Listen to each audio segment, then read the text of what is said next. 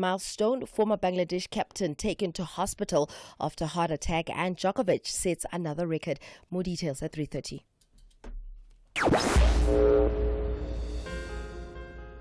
If we have rights, shouldn't we also have opinions?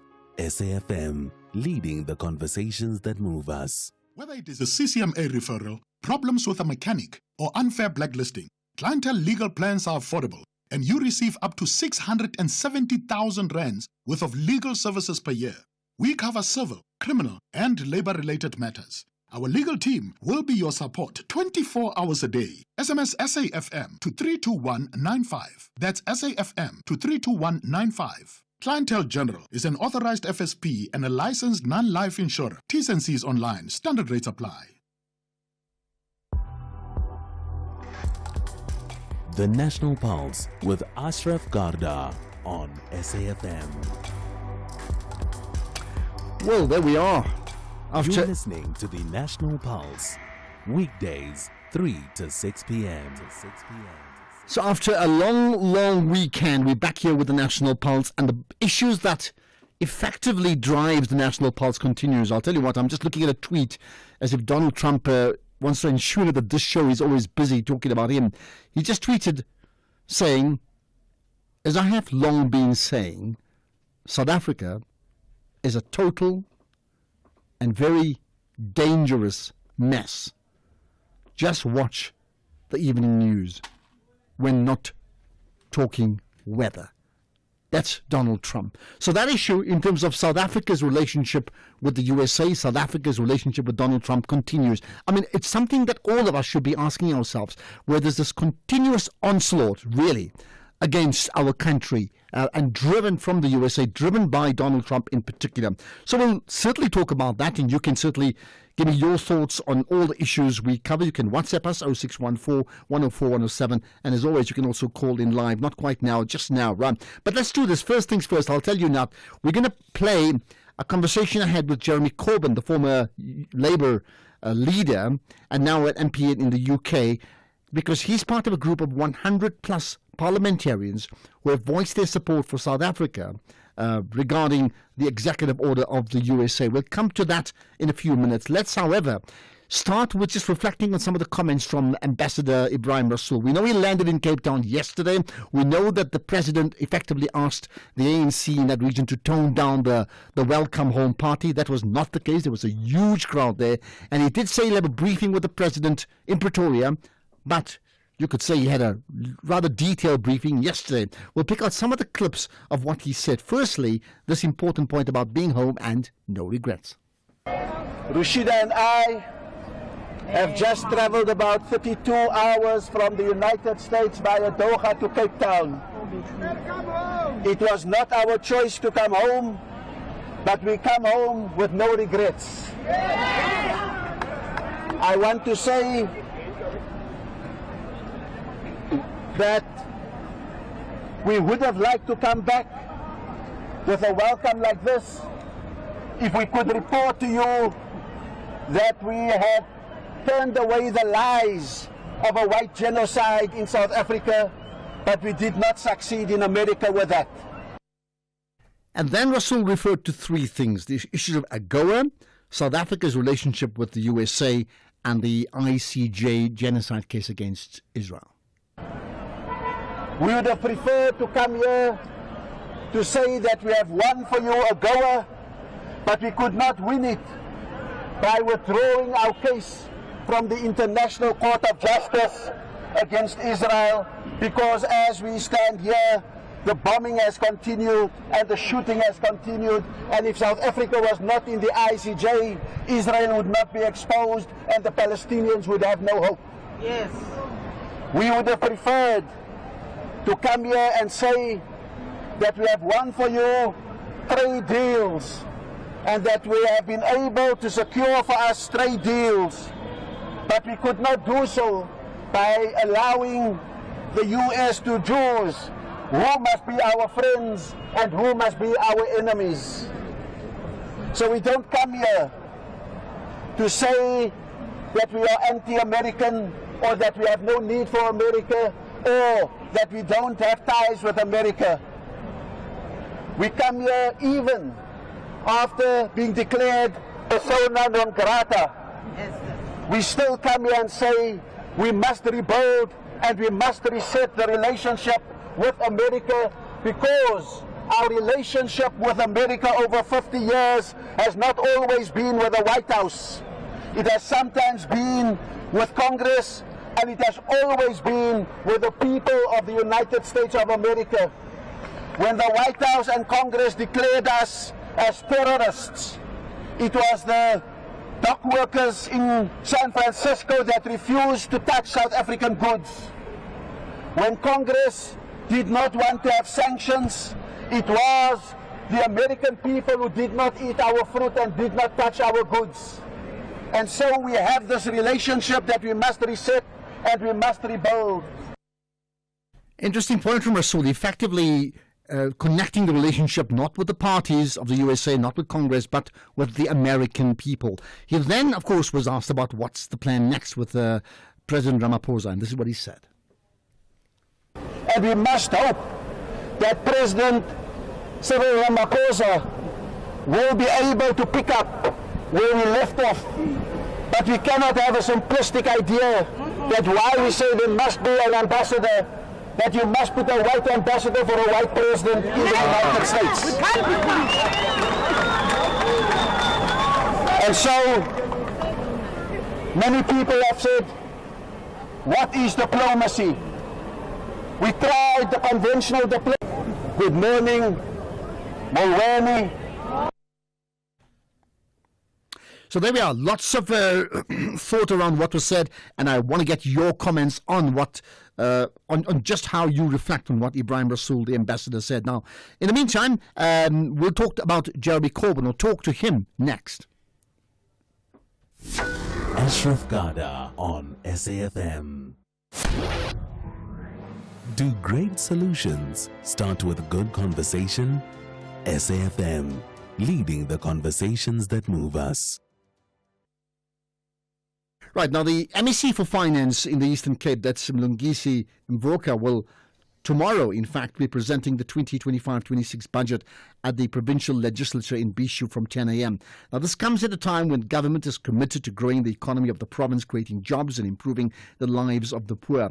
So follow them on social media pages on Facebook, the MEC Mlungisi, and the Eastern Cape Provincial Treasury on the X platform at EC Treasury, and on LinkedIn, MEC Mlungisi Mvoko. You got all of that?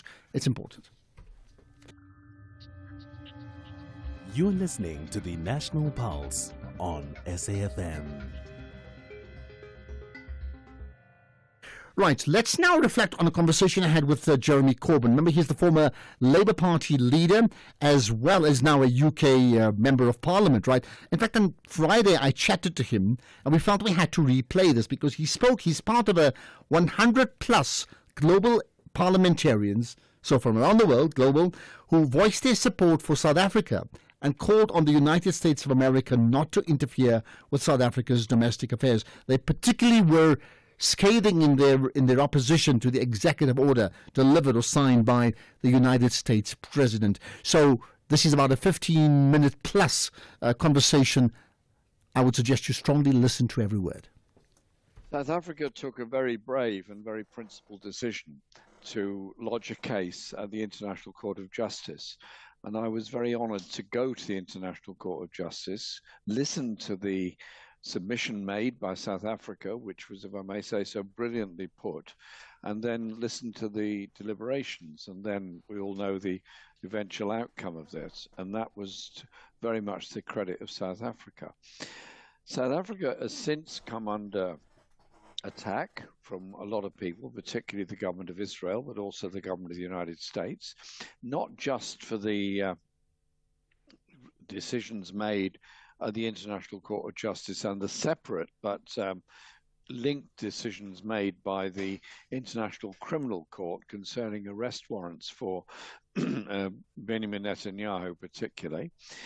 And then South Africa has come under grotesquely unfair attack within the United States for the issues of land reform And the government of South Africa has quite correctly pointed out that the historic injustices of land redistribution in South Africa do perpetuate inequality and injustice in the society. And so the attacks on South Africa seem to me to be horrible and unfair, and trying to go backwards when South Africa is trying to go forwards. And so we felt in the Progressive International, I'm a member of the council, and indeed for 3 years, because we only have 3-year terms, a member of the cabinet of the Progressive International.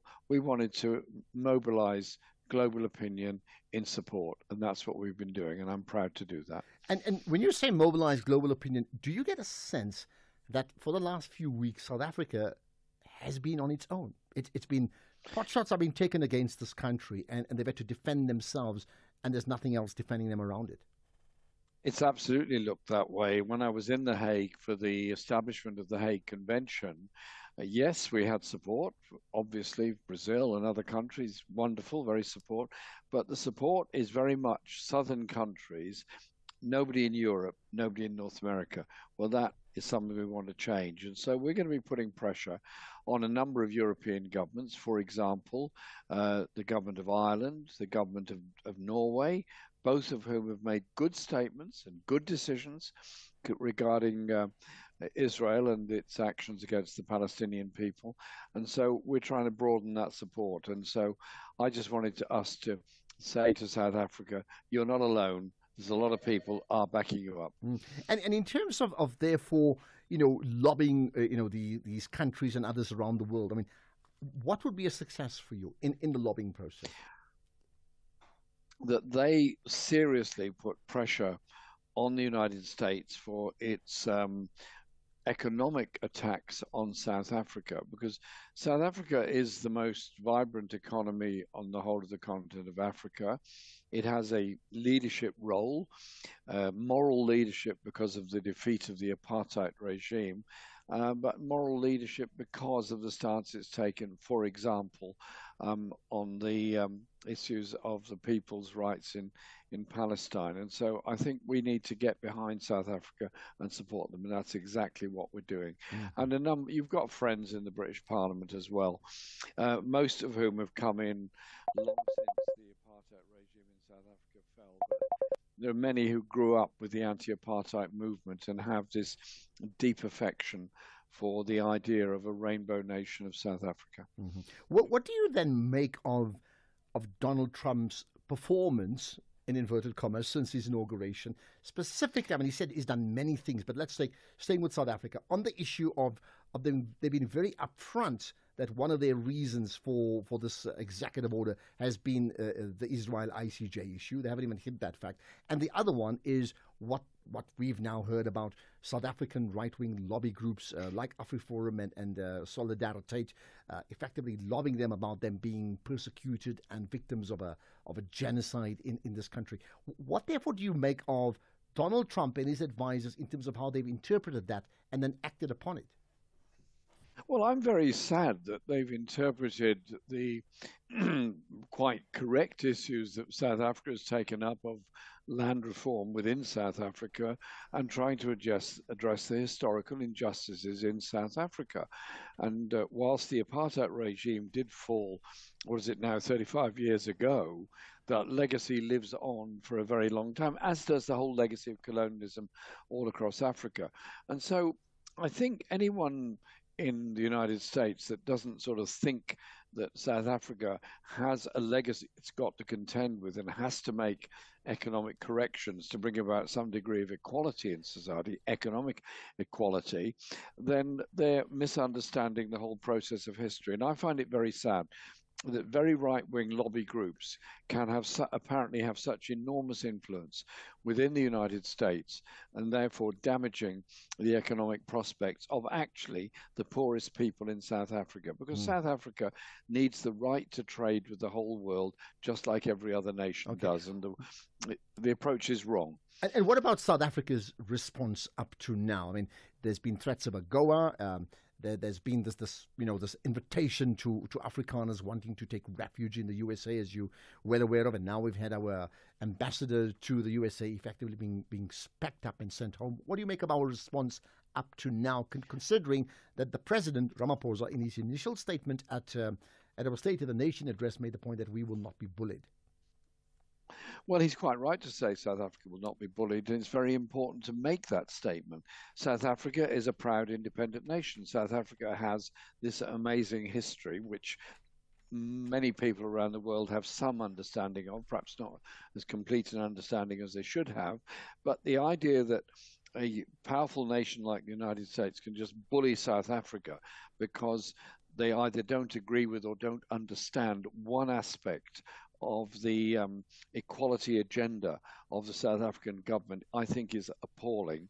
And likewise, the other countries that have been bullied over trade sanctions, such as Mexico, Colombia, Brazil, Canada, they've stood up. And so maybe those nations that have been threatened with either trade sanctions or a tariff war need to stand up together and say to the US, yes, you are at the moment the world's biggest economy, but behaving in this way actually ultimately hits working class living standards in the United States as well, because putting tariffs on imported goods will lead to price rises across the USA. Now you are aware.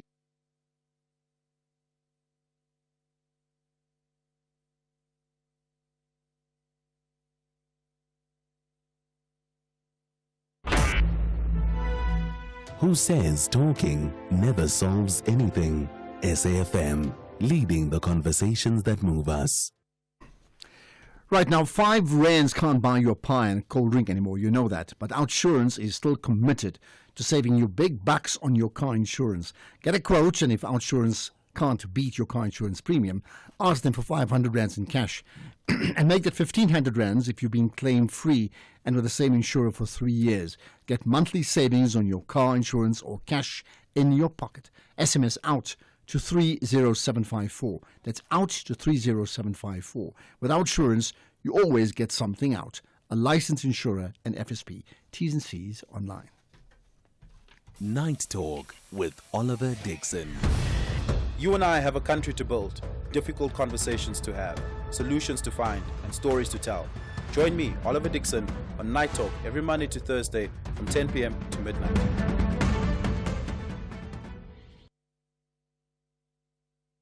Jazz lovers, the wait is over. Africa's grandest gathering returns on the 25th to the 26th of April at the Cape Town International Convention Center. Experience 2 nights of soul-stirring jazz, electrifying collaborations, and over 30 world-class artists across 4 iconic stages. Don't miss this unforgettable musical experience. Get your tickets now at ticketmaster.co.za. Brought to you by Independent Media, proud media partner of the Cape Town International Jazz Festival. Something big is coming. 6:30 will never be the same. Amalanga Wafani, only on SABC 1. The Cheetahs are very hungry for victory. However, Bafana Bafana say they are in the business of collecting 3 points. The West battles it out with the South. This is the FIFA World Cup 2026 African qualifier. Experience the delight of African football. Benin versus South Africa. On Tuesday, 25 March at 5:30 p.m. Live on SABC Sport on DTT Channel 4, S3, and at 6 p.m. on SABC radio stations. Also, available at your fingertips on SABC Plus. Proudly brought to you by SABC Sport. For the love of the game.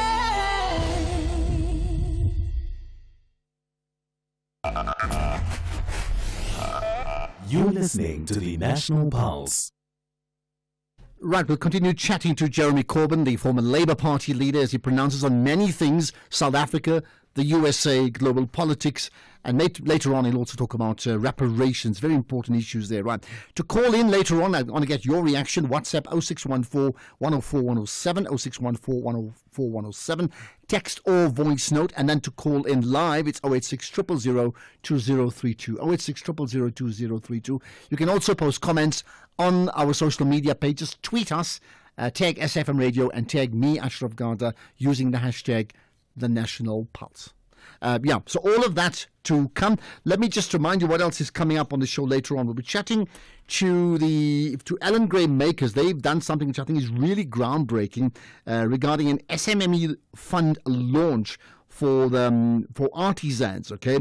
And that's for 20,000 artisans, which really would make a huge impact in terms of their lives and how they grow their businesses. So looking forward to that. We'll also chat later on. You may be aware of the march in March against foreign nationals. We'll cover that extensively after 4 o'clock. So that's a very, very important issue. And then later on after 5 o'clock, we'll get further comment on Ibrahim Rasool's homecoming, if we can call it that.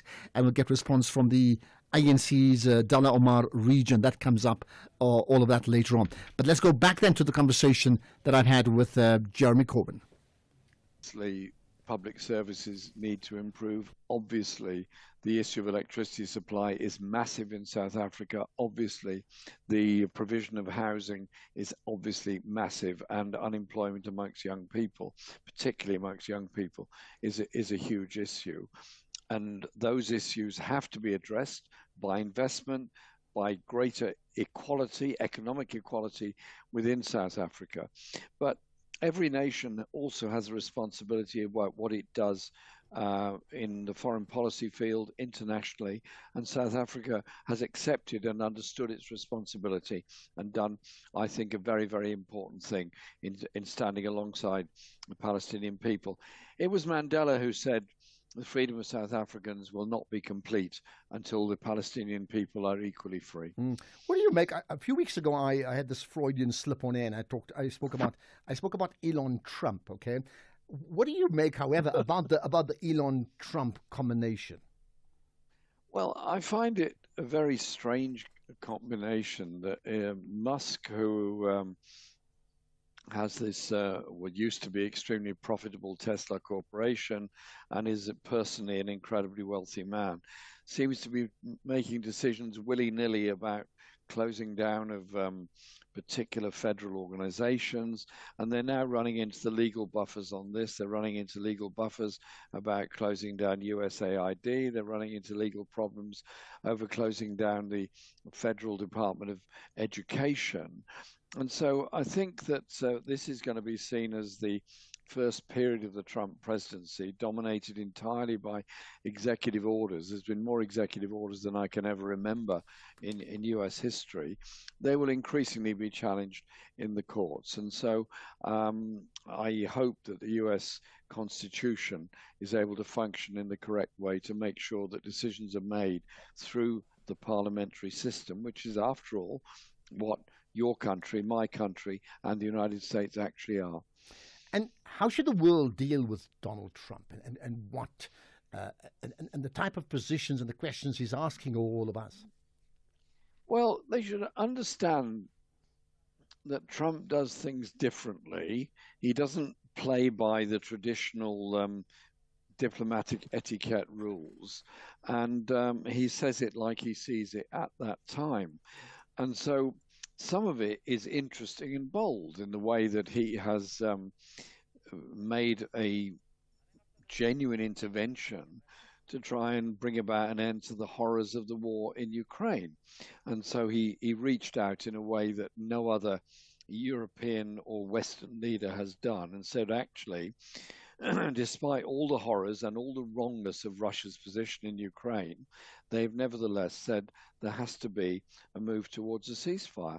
That has got to be something that's good. But then conversely, Trump's appalling position on Palestine, in which he appears to be continuing the supply of bombs and weapons to Israel that have now broken the ceasefire in Gaza.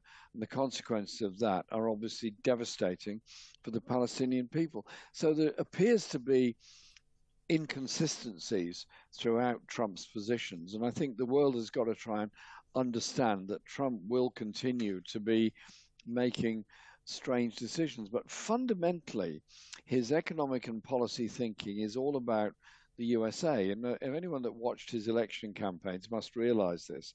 What he sees is essentially an inward-looking process in which his primary function and purpose is about building American industry, building the U.S. own sense of self-confidence, often at the expense of the rest of the world. And so many of the decisions I find shocking, particularly on deportations and treatment of desperate people that have migrated to the USA.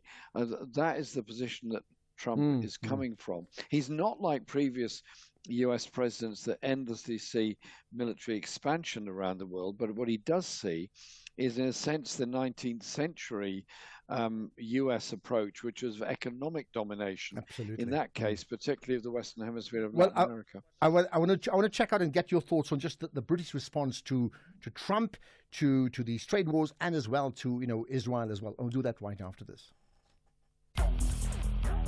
Conversations that you connect with and react to. SAFM.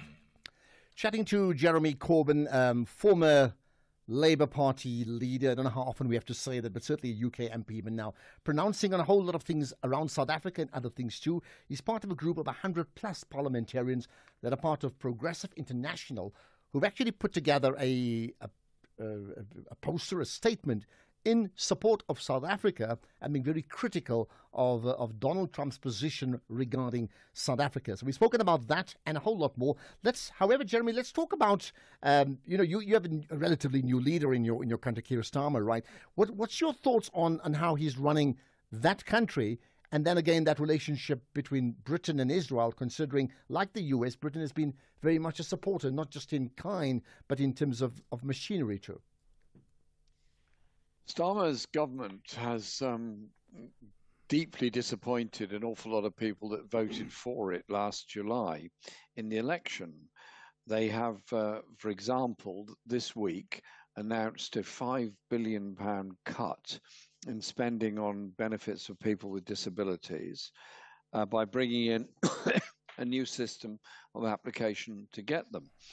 They are preparing the public for a statement on Wednesday in which they will announce a new round of austerity in Britain, which will lead to cuts we're expecting in health and education and housing expenditure.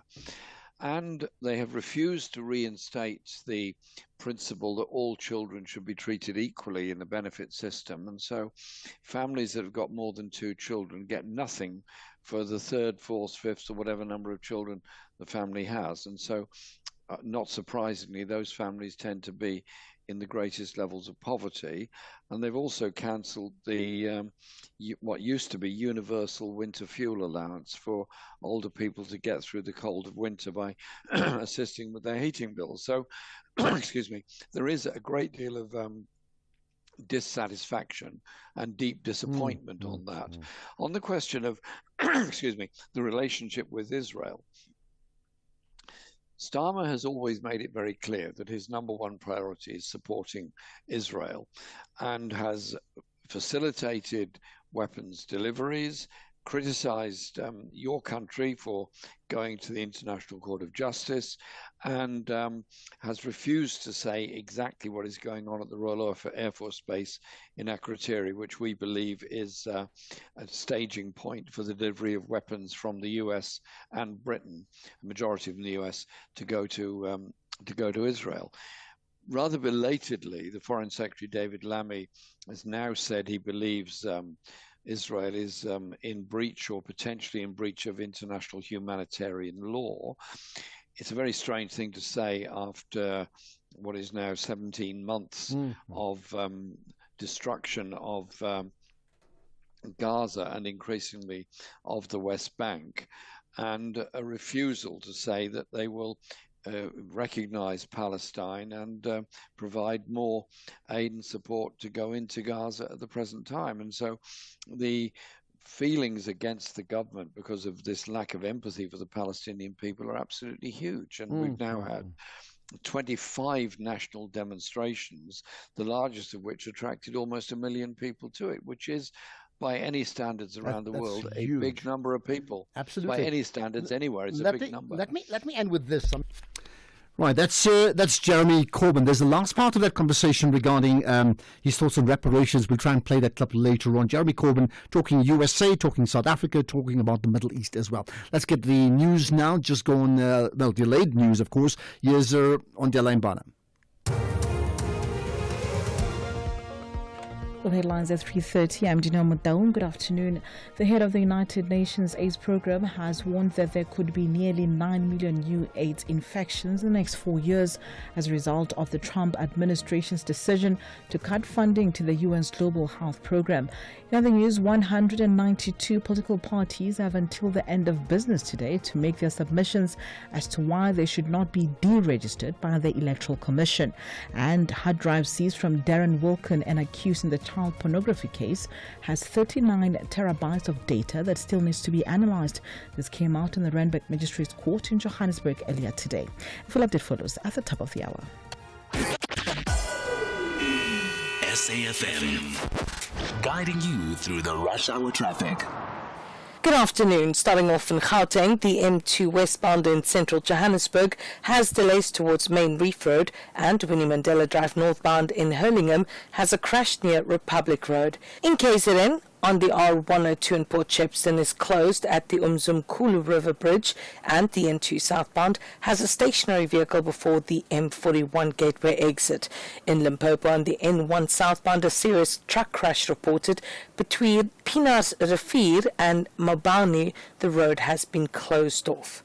In Cape Town, the N7 checks Havel Drive southbound has heavy traffic reported towards Voortrekker Road and Victoria Road outbound, slow moving through Woodstock. With your traffic update, I'm Irma G.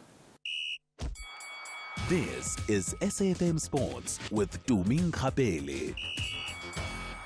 You've got a Bafana top on, which suggests it's essential of what happened on Friday night. Yeah. Let's talk football. A very good afternoon to you, Ashraf, and our listeners. And it's all things Bafana, but focusing on Percy Tau, who will become the 36th player to reach the 50-cap milestone for South Africa. That's if he plays for Bafana in the World Cup qualifier against Benin in Abidjan tomorrow. Tau played in his first game for South Africa in some 9 months against Lesotho in Polokwane on Friday, and drew praise from coach Hugo Bruce for his efforts in the 2-0 win, which put the team top of Group C standings as they bid to qualify for the 2026 World Cup in North America. And also on that note, the national team has touched down in Cote d'Ivoire and all set for action. In the meantime, Madagascar and Ghana will square off in a top of the table qualifying match for the 2026 World Cup qualifier in a neutral Morocco today. And Ghana currently leads Group I with 12 points, while Madagascar are second on 10 points. Elsewhere, Newcastle United defender Tino Livramento has been left out of the England squad for tonight's World Cup qualifier against Latvia. Now, the 22-year-old was unused as a substitute for the 2-0 win against Albania at Wembley on Friday, and Thomas Tuchel selected a 26-man squad for fixtures against Albania and Latvia, but UEFA rules state that a 23-man matchday squad must be picked for each match. And then moving on to cricket, former Bangladesh one-day cricket captain Tamim Iqbal has been taken to hospital. This is after suffering a heart attack on the field during a domestic match. The 36-year-old was actually leading Mohammedan Sporting Club in a match of the 50-over Decca Premier Division Cricket League. He participated in the toss but later complained of chest pain, and after initial treatment on the field, he was transported to a nearby hospital. In tennis, Novak Djokovic set yet another record in reaching the last 16 at the Miami Open.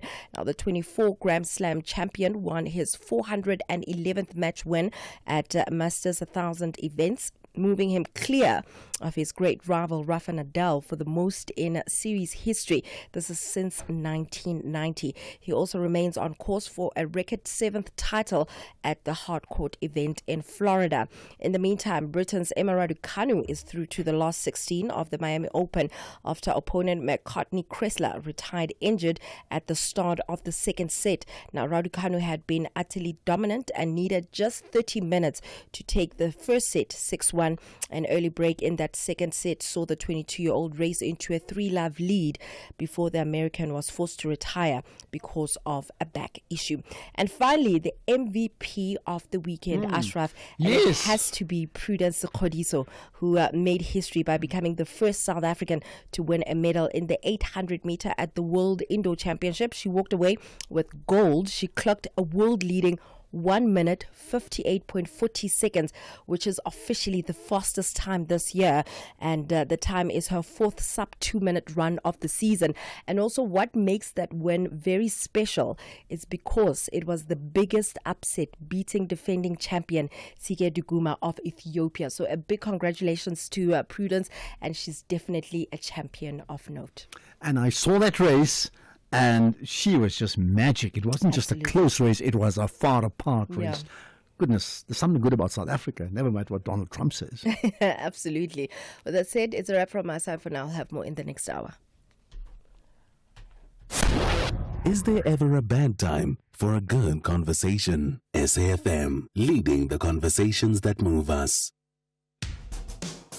SAFM has signed a code of conduct that is enforced by the Broadcasting Complaints Commission of South Africa. Under the code, we are committed to giving news that is accurate, comment that is fair, and programming that is not harmful, does not amount to hate speech, or contain violence or explicit sex. If you think we are not living up to that code, then you can inform the Broadcasting Complaints Commission of South Africa. Direct any complaints in writing to the Broadcasting Complaints Commission of South Africa. PO Box 142365. Craig Hall 2024. Fax to 011-326-3198 or an email to bccsa@nabsa.co.za. For more information, please visit www.bccsa.co.za.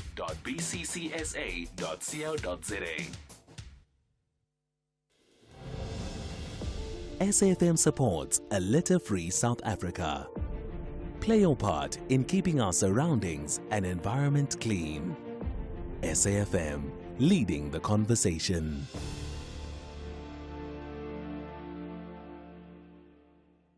Night Talk with Oliver Dixon. When leaders need to account, we call on them. When society needs to debate, reflect, and advance, we're here to have the conversation. Join me, Oliver Dixon, on Night Talk every Monday to Thursday from 10 to 12 midnight. Ashraf Garda on SAFM. So, I mean, here's the thought. First of all, the Jeremy Corbyn conversation. What's your comments on that? He said a lot of different things, okay? And I'd like to get your opinion on what he said. 086 000 2032. But significantly, he's part of a group of people, MPs from around the world, who are supportive of South Africa's position and certainly in opposition to Donald Trump's executive order. So what do you make of that? 086 000 2032. I'll take your calls shortly. And then you can WhatsApp, text or voice note 0614 104 107. Right. Here's the other one. That point that I made about Donald Trump's latest tweet. You know, he tweets, I'll tell you about that just now, in fact. The price of milk may be going up, but with Outsurance, you could be saving on your car insurance premiums. Like Irfan, who saves 411 Rand a month on his 2012 Ford Figo 1.4. For a while, I've been looking for ways to save money, and within 10 minutes, I was signed up with him. I'm saving 411 Rand a month. Outsurance helping me save money. Switch and save today. SMS out to 30754. That's out to 30754. With Outsurance, when you look at it, it sounds too good to be true, but it's good. It's true. Have you heard about the legendary Out bonus? After 3 consecutive years of not claiming, you'll get 10% of your paid premiums back in cash. Isn't it time you got something out of your insurance? SMS out to 30754. That's out to 30754. With Outsurance, you always get something out. A licensed insurer and FSP. T's and C's online.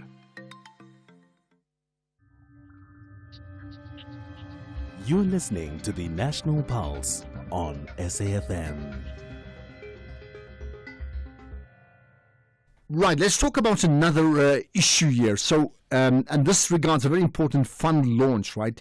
It's called the Imara Artisan SMME Fund, and it was launched recently.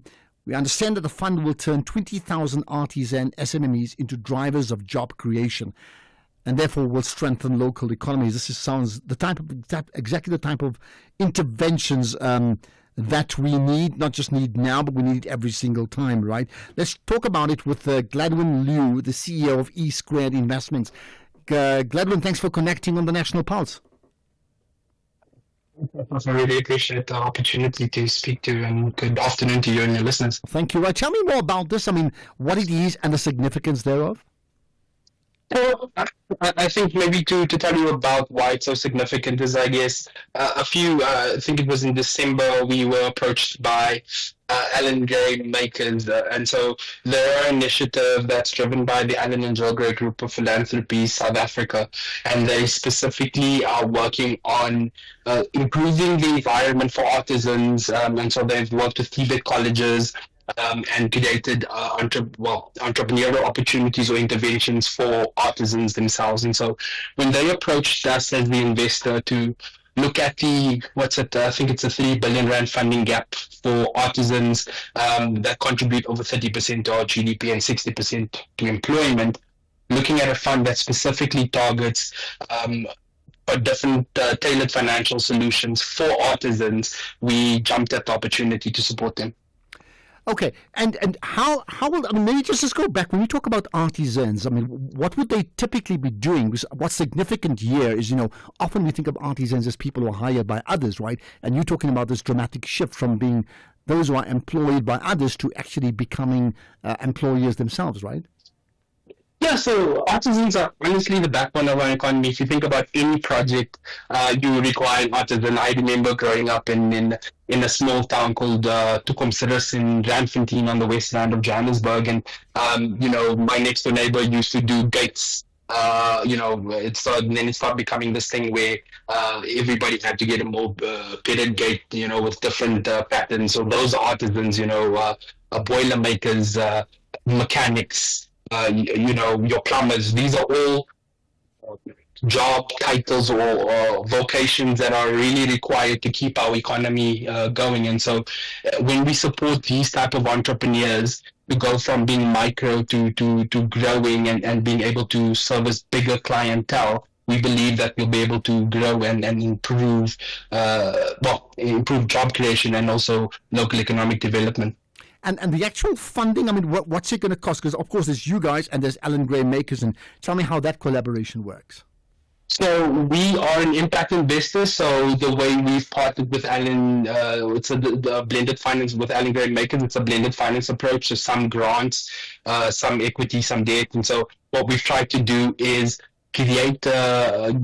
provide a grant that Allan Gray Makers is then able to on-lend to these artisans so that they can do maybe preferential interest loans to small businesses, or do asset rentals where they partner with supply retailers to allow access to tools and equipment for upfront costs, or material financing where artisans can procure materials without immediate payment, so what we call embedded finance, or could do some invoice discounting, so providing immediate liquidity for these artisans without them having to wait 45 to 90 days for payment.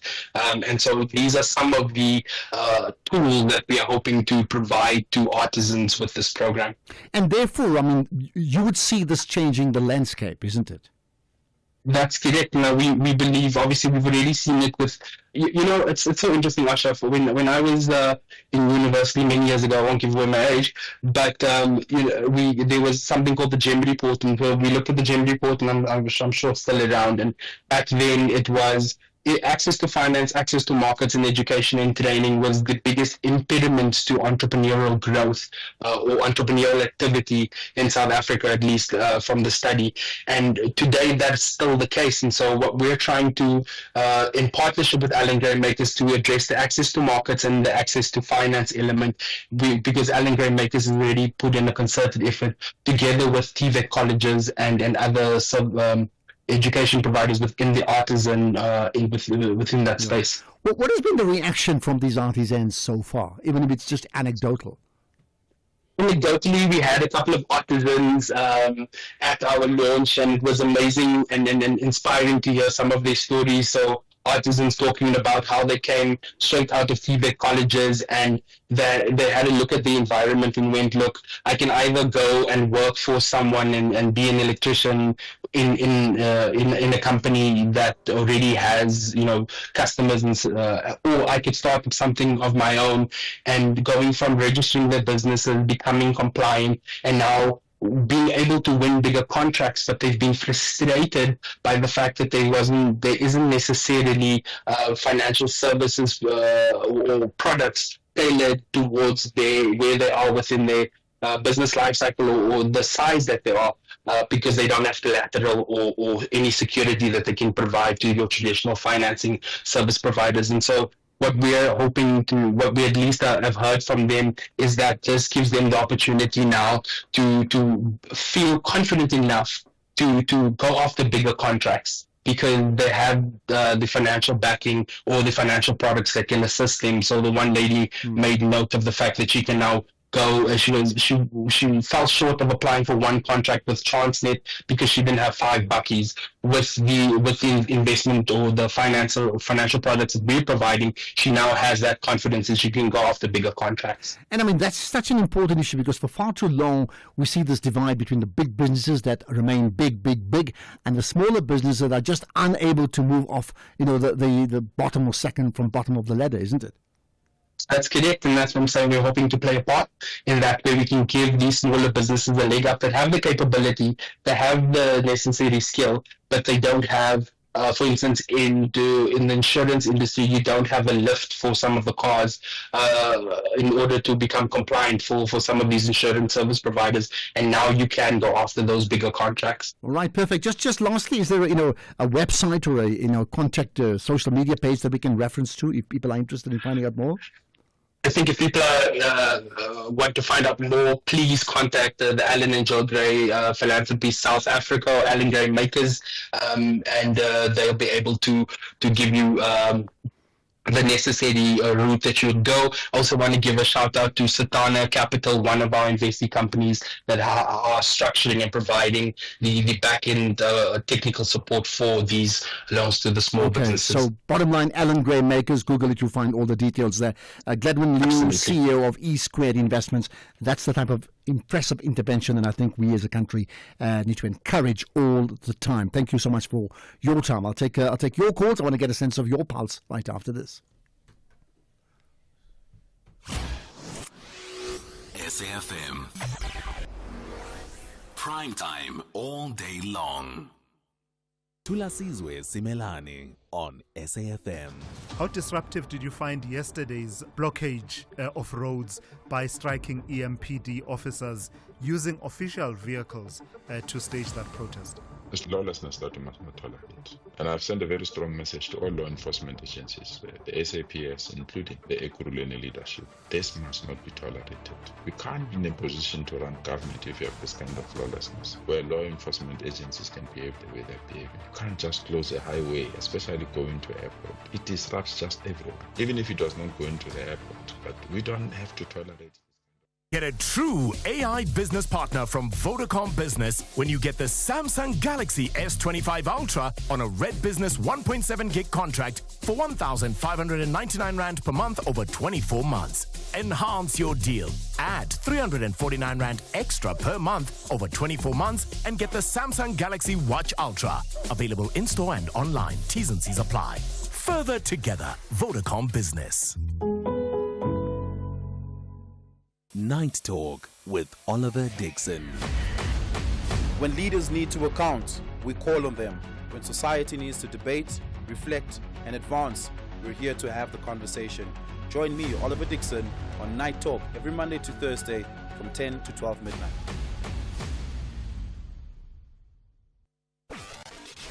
Across South Africa, online and on radio. SAFM, let's talk. Right, let's get your thoughts on some of the issues we've been talking about, including, the homecoming of the ambassador Ibrahim Rasool, as well as that conversation with Jeremy Corbyn, right, the former Labour Party leader and now UK MP. Imbawana in Mafeking, go for it, Imbawana, hello. Hello, good afternoon. Yeah, good afternoon, right. What's your point? My point is, you see, Abraham Rasool and Naret Pando. Yeah.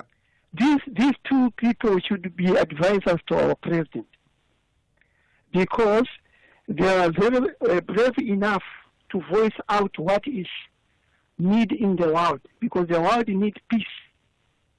So if those who claim to be superpowers of the world but they don't have humanity in their heart, then they cannot be superpowers. Because it already demonstrated that if the Labour Party member supporting what Ibrahim Rasool and what Naredi Pandor started for us, then it means we are in a proper direction because we are fighting for the oppressed. Well, I don't know. The problem is, from a protocol, if Naledi Pandor is now out of government, she can't really comment. She has given some interviews, but she can't speak on behalf of government. I mean, that's the reality. She just can't do that, right? That's just the way it goes, right? Thanks for that call in Botswana. Let's get another call. We go to Midrand now. Katu, hi. Good afternoon. How are you? Yeah, good talking to you, Katu. What's your point? I think what is happening in the United States, obviously, it's white supremacy. That's how the United States has always been when the Republicans are in power. I think there's nothing for South Africa to be scared of. We're a tough country. The president just has to be presidential. And this thing of trying to force South Africa to appoint Tony Leon without making it about race as the ambassador so that he's acceptable to Donald Trump means if we bow down to that, how many more compromises are we going to make? We're not a sub-country, we're a strong country. We defeated apartheid, we're working on our economy, and I think we'll come out tops on this. I trust our president to do the right thing. There we are. Of course, he's the president of the GNU now, not just one party, right? And that's a big difference. Thanks for that call. Well, I mean, here's a thought for you in terms of, yes, there's been a shout-out for Tony Leon. Do you think that would be forced upon the president, keeping in mind he's part of a GNU? And if so, what do you make of that, right? And it's all speculation at the moment. It really is.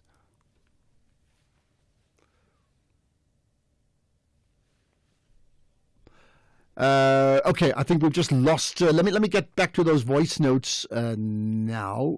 Right, let me play that. Good afternoon, Flores here from the beautiful Western Cape. I think what Rasool did was really irresponsible. He should have just ignored any type of a briefing to the small crowd that was there yesterday. He should have waited until he issued his report to the president. That's ultimately the person who appointed him there.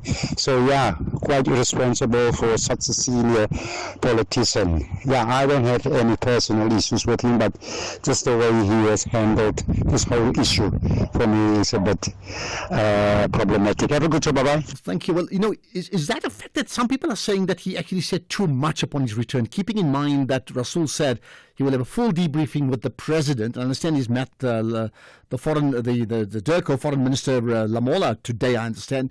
But did he then say too much in Cape Town? Just think about that. Here's another comment about Rasool. Good afternoon, Ashraf. Ibrahim Rasool is our hero. We are proud of what he's currently doing for our country, protecting it against white supremacy from Donald Trump. History will never forget him. His name will be preserved for posterity. Thank you very much. Peter Mailamachava from Letswatla. Different schools of thought on that one. One is, yes, he's defiant. Yes, he's told the USA what he wanted to say in terms of that think tank. The other is that, no, in fact, he was not diplomatic and he should not do that. Never mind that he could well be right anyway, right? Here's a comment about the conversation I had earlier on with Jeremy Corbyn. Good afternoon, Ashraf. Interesting listening to you speak to Jeremy Corbyn. Seeing that Britain were instrumental in literally colonizing just about the whole of the world. I mean, the Americas, they tried to do it in China, India, Australia, South Africa. Yeah, so why don't you ask them for restitution in the tune of, say, 500 billion pounds or something like that? And when we get that, then that sort of authorizes him to speak on the rest of the world and what's happening in South Africa. Mark from Cape Town. Thanks for that, Mark. Interesting. You know what? That conversation, we had to cut it short. It was pre-recorded from Friday. We had to cut it short because of time constraints. And in fact, the last question I asked him was exactly that, about restitution. So what we'll do, not quite now, I think in the next hour, we will play that clip about 2-3 minutes, and you can hear what he said about restitution. It's an interesting answer that he gave, right? Here's another comment. Good day. This is Mutlanka Wamared. Let me tell you what's happening. Donald Trump and his advisors are not misled. They understand fully what's happening in South Africa. I mean, there's thousands of CIA agents in South Africa investigating and actually gathering data for the United States. They know very well that there is no genocide.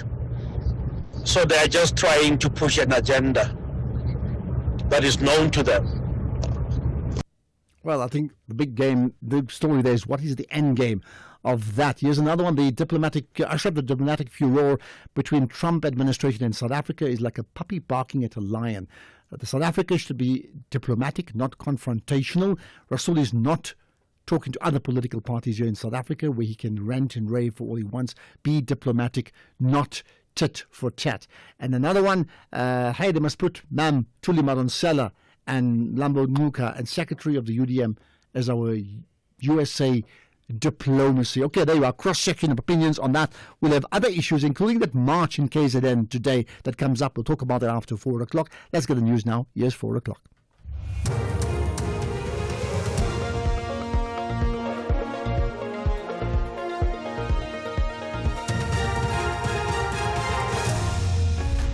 Top stories. UN ACE chief warns of infection surge amid US funding cuts, and Limpopo man burnt to death in mob attack. A very good afternoon with the news. I am Dino Mutaung. The head of the United Nations AIDS program has warned that there could be nearly 9 million new AIDS infections in the next 4 years as a result of the Trump administration's decision to cut funding to the UN's Global Health Program. Speaking in Geneva, Winnie Byanyima said 2,000 new cases of AIDS-related diseases a day would be diagnosed because of the U.S. funding withdrawal. There will be an additional, in the next 4 years, 6.3 million AIDS-related deaths. At the last count, 2023, we had 600,000 deaths globally, AIDS-related deaths. So you're talking of a tenfold increase. In other news, 192 political parties have until the end of business today to make their submissions as to why they should not be deregistered by the Electoral Commission. Over a week ago, the IEC issued a notice of cancellation of registration to inactive political parties, including the South African Communist Party. Natasha Piri reports. The SACP has responded and says that it has made submissions a few days after receiving the Commission's notice. The Commission has highlighted the importance of political parties, notifying them of their continued existence as the register of parties is kept current and those parties with no intention of contesting future elections are deregistered. There are currently over 600 registered political parties in South Africa, with 383 registered nationally and 226 at provincial or municipal levels. I am Natasha Piri in Johannesburg. In court news, hard drive seized from Darren Wilken, an accused in the child pornography case, has 39 terabytes of data that still needs to be analyzed. This came out in the Randburg Magistrates Court in Johannesburg earlier today.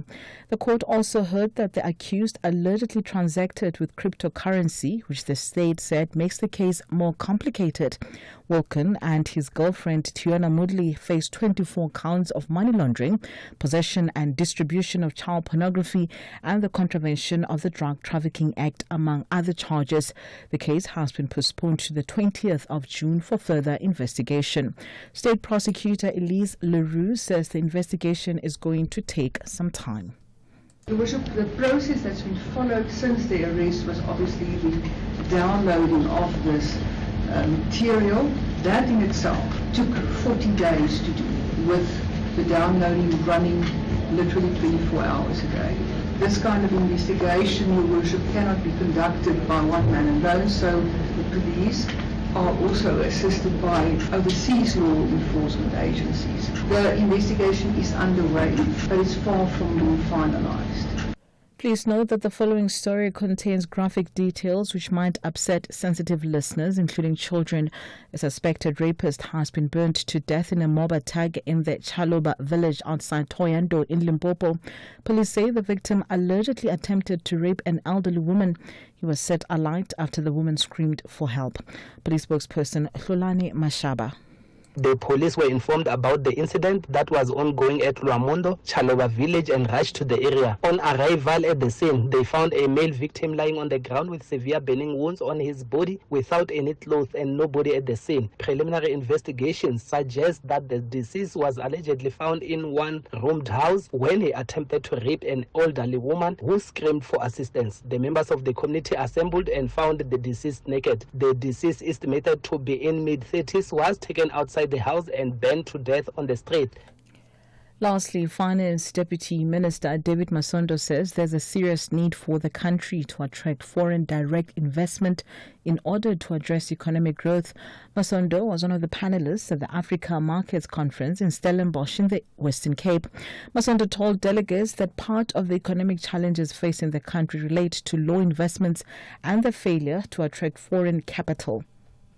Given our low domestic savings, it's important for us to also attract foreign capital. I think we do understand that for capital to flow into South Africa, investors are managing risk and enhancing returns. Recapping the top story this hour, the head of the United Nations AIDS program has warned that there could be nearly 9 million new AIDS infections in the next 4 years as a result of the Trump administration's decision to cut funding to the UN's Global Health Program. For SAFM News, I'm Dino Mataung. Headlines at 4:30. And in your sports this hour, Fred Hilton Smith, disheartened by disruptive start into 2025 Hollywood-based Super League season.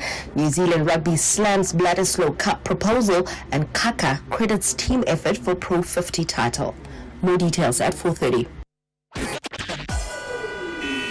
SAFM, guiding you through the rush hour traffic.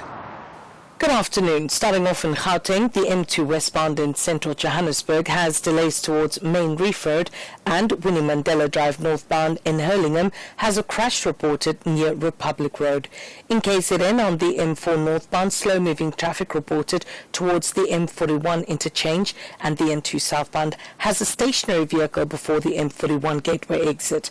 In Limpopo, on the N1 southbound, a serious truck crash reported between Pinasrafid and Mbabane, so the road's been closed off. In Cape Town, the N2 Nelson Mandela Boulevard outbound, slow-moving towards Hospital Bend, and the M5 southbound, slow-moving towards Cronbom Road exit. With your traffic update, I'm Irma G.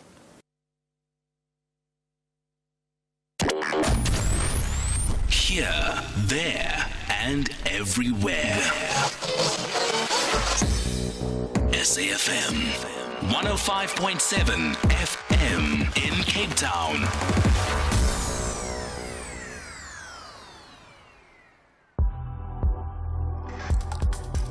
The National Pulse with Ashraf Garda on SAFM.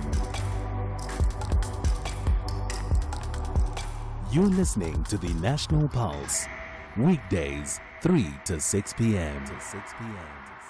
Okay, let's get your comments on some of the issues we've discussed, particularly the conversation with Jeremy Corbyn, which I think is very, very telling, and then the conversation regarding Ambassador Ibrahim Rasool. Did he say too much at the press briefing at the airport? Should he have left it for the briefing with, let's say, the Minister of International Relations as well as the President when he speaks to them? Did he deliver his entire case in the public, which is not saying that he's wrong or right about the case? Did he say too much then? And then what do you make of what the content was? So this first part is, did he say too much? The second part is, what do you think about what he actually said, right? Now, while you think about all of that, and I'll get your thoughts as soon as I can, let's move on to another big issue, which is what is called the March in March, right? What we'll do, in fact, let me get to this. We'll play some of the voice notes in the meantime. Let's see if we can play it. We've just moved into a new studio. Let me see if Keys can do it in the meantime. No, maybe I can. All right, let's just play another voice note on. Okay, I think I can do it here. Right, there we are. Afternoon, Ashraf. Afternoon, South Africa. I just want to weigh in on the blockade of Gaza by Israel. That indispensable objects for human survival are not able to enter into Gaza. Hospitals are being bombed, whilst the world, in particular the US, diplomatically and politically, is shielding the Zionist state of Israel. It's high time for the UN must act to force Israel to respect the rule of law and the Geneva Convention. Major from Guatemala. Thanks for that, Major. Here's another comment from you. Afternoon, Ashraf. Ashraf, I just wish Trump could freeze all the bank accounts of the African comrades in America there.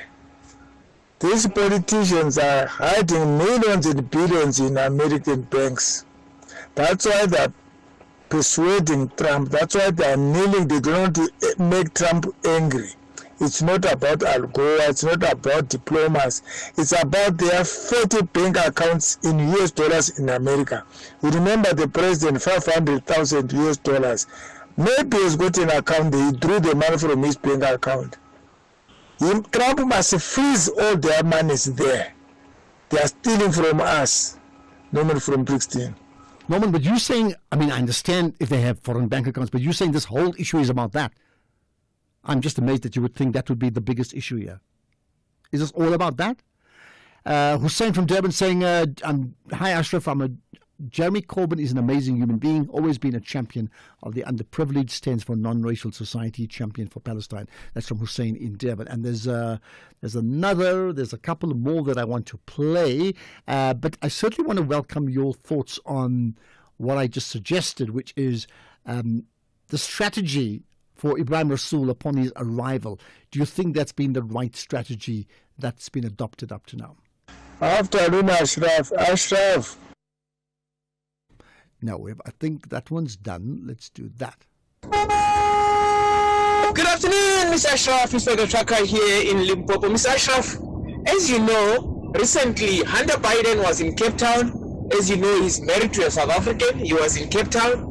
And Donald Trump pulled off his security detail and he had to reduce it. And he tweeted that out of all the places Hunter Biden is in Cape Town, the man is obsessed about our country. And I know Zig from Randburg and Mike from Newlands and Colin from Cape Town, they will come here and try to defend Trump. Trump is crazy.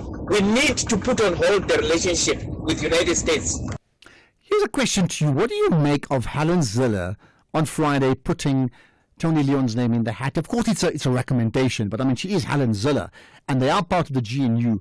And remember that Tony Leon's recommendation, remember his former speechwriter is the person who's been making a lot of other pronouncements coming out via Twitter. So what do you make of that? Okay. Who says talking never solves anything? The CCMA referral, problems with a mechanic, or unfair blacklisting. Clientele legal plans are affordable, and you receive up to 670,000 rands worth of legal services per year. We cover civil, criminal, and labor-related matters. Our legal team will be your support 24 hours a day. SMS SAFM to 32195. That's SAFM to 32195. Clientele General is an authorized FSP and a licensed non-life insurer. T's and C's online. Standard rates apply. Equality, human dignity, freedom of movement and residence. Life, everyone has the right to life. Human Rights Month on SAFM. On SAFM. Right, there's been an interesting march that's taken place today called the March in March, and we're going to get two takes around that march. Firstly, radio personality Jacinta Ngobese Zuma organized the march today, and this is why, in a bid to curb the influx of illegal foreigners. Now, Jacinta earlier on spoken to Tula Sizwe Similani this morning about what the march aimed to achieve, right? That was then, right? So how did it actually go? Jacinta, appreciate you connecting on the National Pulse. Thank you so much. It's a great pleasure to be here, and thank you for the opportunity. Thank you. Right. So how did the march go? For us, we feel like it was a great success because Remember, we did not bus people in. We had no expectations of the number of people. It was just people who had felt that, from social media, let's actually move this movement to being physical so we can physically be present and make ourselves seen and heard. So we can say that we're very proud of the outcomes of today, and we're satisfied also that we saw the South African Police Services Minister, Minister Sindhu Mchunu, acknowledging the fact that the march has been something that is of importance to the country and finding a way forward. So for us, that's a win, especially since it is a start and it's only the beginning. How do you measure the win? I mean, do you measure it by the numbers of people that supported the march, or do you measure it by an actual impact as a result of the march, an outcomes that's happened already? Numbers for us are good. I mean, for something to have a lot of impact, it needs to have numbers.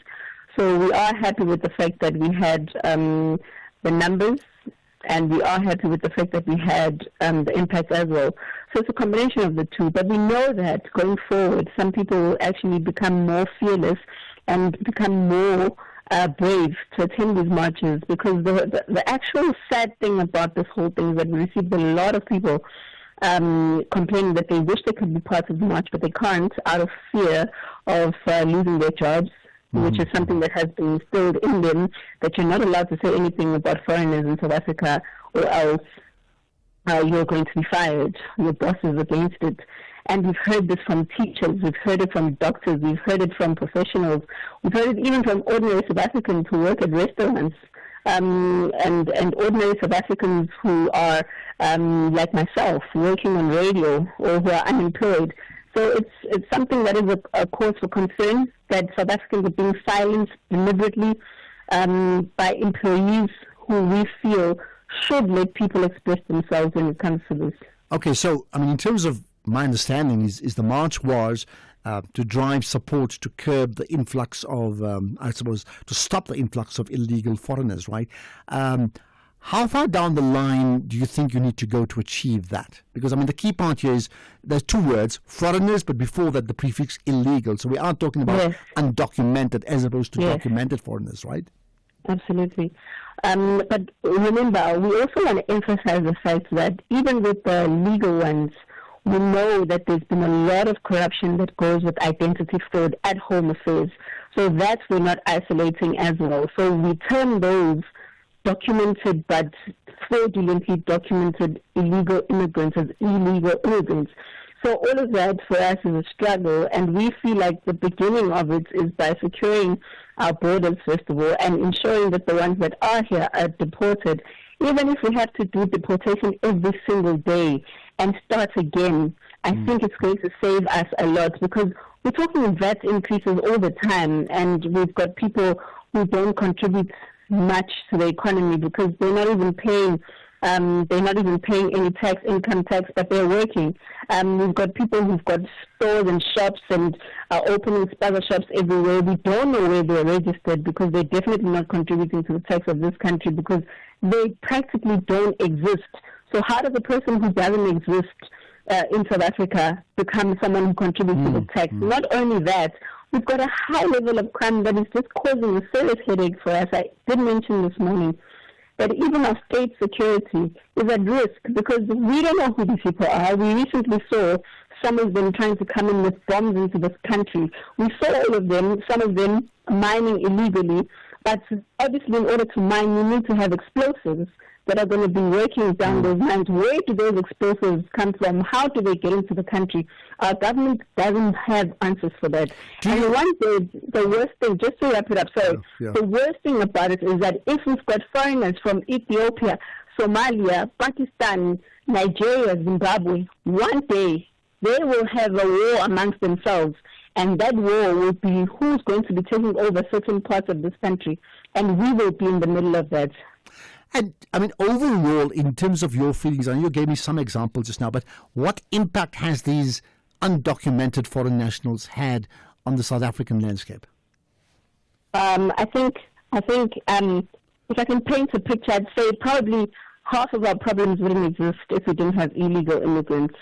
I think the labor market has been overwhelmed with people working who are undocumented but getting jobs that apparently don't exist for South Africans. And we keep hearing this, that they are not stealing jobs from South Africans. Of course they are. Of course they are. If they're working here and they're undocumented, whose jobs are they taking? Because obviously someone else would have been working in that job. We've heard that even in departments now, they're working in departments, they're the ones setting rules, even in state security departments, which is very compromising as well. Also, we've seen the health system is tired because there's so many clinics and hospitals don't have beds, don't have this, don't have that, because there's too many people who are coming out of the country who are illegals, but we say, oh, come anyways because you're here. We've got an education system that says if your child doesn't have a document, it's fine, they need an education. That's not how it works. The first step, when a person is in a country illegally, you can't give them free things because you say the country belongs to all who live in it. You're not supposed to be living here in the first place. So Jacinta, so here's the thought, right? I mean, I hear what you're saying, and I think, the principle of saying that undocumented foreign nationals not being allowed to be here, I think that makes common sense, right? I wouldn't say no foreign nationals. I think foreign nationals in all countries, they also add to the diversity of a nation, and they have a place in a country. But if it's undocumented, it means they're here illegally. But in your efforts to what you call clean up the illegal or undocumented, how do you manage that against what can also be perceived as xenophobia, which means one is asking the law to act for the law, but the other is where people then interpret that as a dislike and a hatred for foreign nationals. How do you, as someone who's one of the march organizers, manage that process? I think that's the most annoying thing I've ever heard. Every time South Africans stand up against illegal immigrants, we're being painted as people who are xenophobic. Which country in the world allows us to just walk in? Because even those countries, I'd never go to Zimbabwe right now, or Nigeria, or wherever, and just walk in and say, hey, South Africa, or Nigeria, or Zimbabwe, or Ethiopia belongs to me because I am an African. Why are we expected all the time to house every single African that has a problem, that has an issue in our country? There's so many countries having mass deportations. Even Nigeria itself was having mass deportations. Nobody was calling them xenophobic. We've never said we don't want other people of other countries. We are tired of having millions of people that we don't know, that cannot be accounted for, that can commit crimes, that can tell us to our faces. I think that's the worst part that our government has allowed these people to do, is to be able to go on social media and disrespect the citizens of South Africa by calling us lazy, by calling us all kinds of Jacinta, and hide behind. I think you made your point, and you made it very, very strongly. We'll get the police commenting about the march as well in a moment. They, in fact, are supportive of the march, which is very interesting. That's Jacinta Ngobese Zuma, who's one of the organizers of the March in March. Now, I wonder what you make of that, the March in March. But I will tell you, because it's an interesting thought in terms of what they feel about undocumented foreign nationals and having a space in a country which is completely overloaded and unable to provide service delivery to the majority anyway. Are very hungry for victory. However, Bafana say they are in the business of collecting 3 points. The West battles it out with the South. This is the FIFA World Cup 2026 African qualifier. Experience the delight of African football. Benin versus South Africa. On Tuesday, 25 March at 5:30 p.m. Live on SABC Sport on DTT Channel 4, S3, and at 6 p.m. on SABC radio stations. Also available at your fingertips on SABC Plus. Proudly brought to you by SABC Sport. For the love of the game.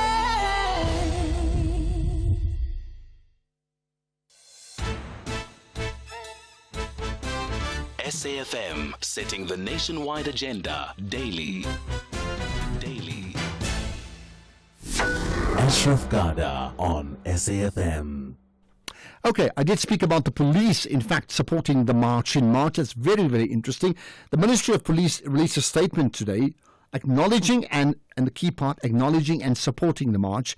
So, having had a chat with Jacinta Ngobese Zuma, let's take it a step further with now the spokesperson for the police ministry. That's Kamohelo Mokgotsi. Appreciate your time, Kamohelo. Thanks for connecting on the National Pulse.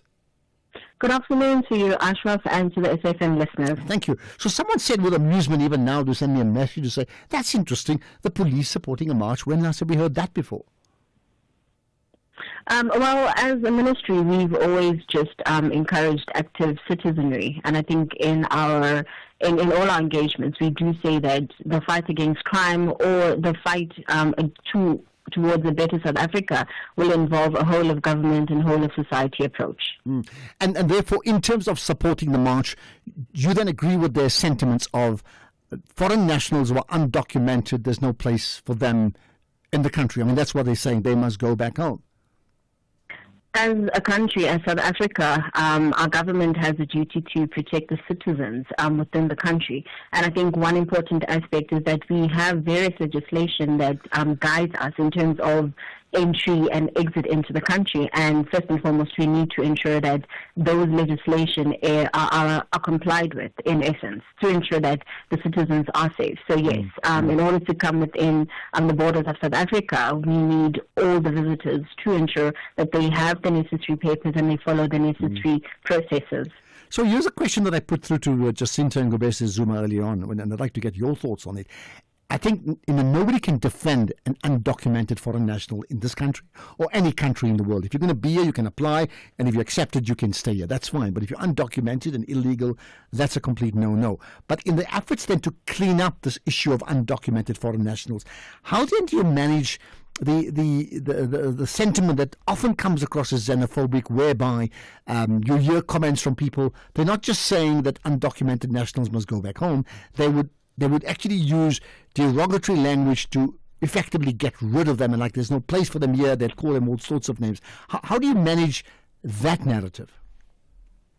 Well, when it comes to that, as a ministry, we do not condone any use of derogatory terms or any term that would make another person feel inferior. If anything, I think if we look at our history as South Africa, the fact that we have some of our citizens having taken refuge in neighboring countries and other countries as well during apartheid, I think we just need to take it back there to say, yes, there have been instances where our own people have sought refuge elsewhere, and they were treated in a hospitable manner. And the same applies to South Africa.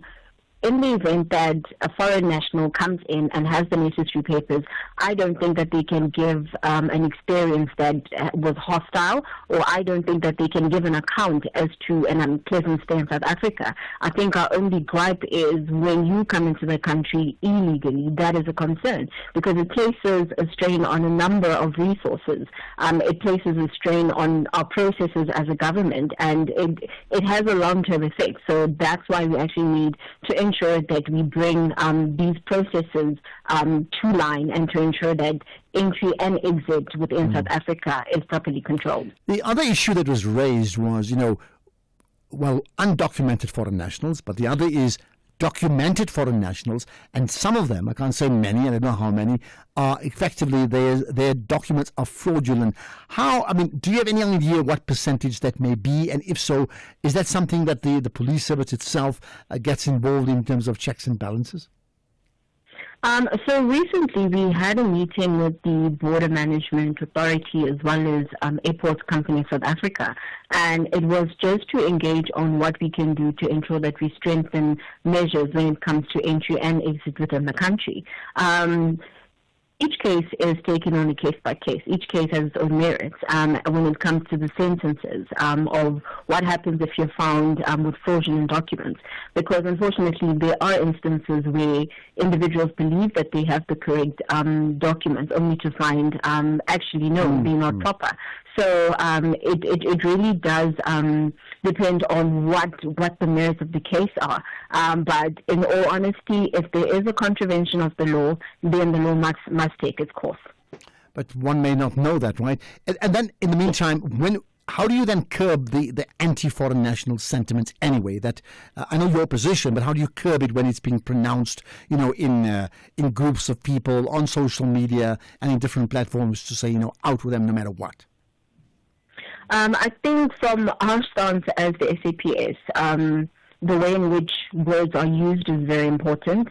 So I think we're conscious of that at all times, and our members as well are conscious of that at all times. And I think when we issue any statements, I think that's something that we are cognizant of. And in any particular setting, I think what drives us first and foremost is that the Constitution of the Republic guides us. And I think also just taking it back again to the history of our country, the fact that we sought refuge elsewhere, I think that is always, that should be at the fore of our minds as South Africans, to remember that we are not an island, we live with other nations as well. But yes, ultimately, let us be safeguarding of our own country in accordance with the legislation. Okay, just the last thing then, in terms of dealing with these sentiments, right? Is it also part of the SAPS narrative that you remind people about our rights as South Africans, but also our responsibilities? Absolutely. Again, the Constitution serves as the foundation of where we are going as a South Africa and also where we come from. In as much as the government has rights and obligations, I think the same counts for citizens. We have rights that we can enforce against the government and against other individuals, but we also have a duty to respect the very same rights that we are safeguarding for ourselves as well. Okay, lots to consider about all of that. I appreciate you giving up your time. That's Kamogelo Mogotsi, the police ministry spokesperson. And you heard that earlier on, the march in March. And I wonder how much currency and momentum that will gather. It's certainly been, I can tell you now, it has certainly been a feature of the last 6 months or so. I think on this show, on the National Pulse, right? The issue of understanding and managing the issues of undocumented foreign nationals. Let's get the news headlines. Here's Ondela Mbana.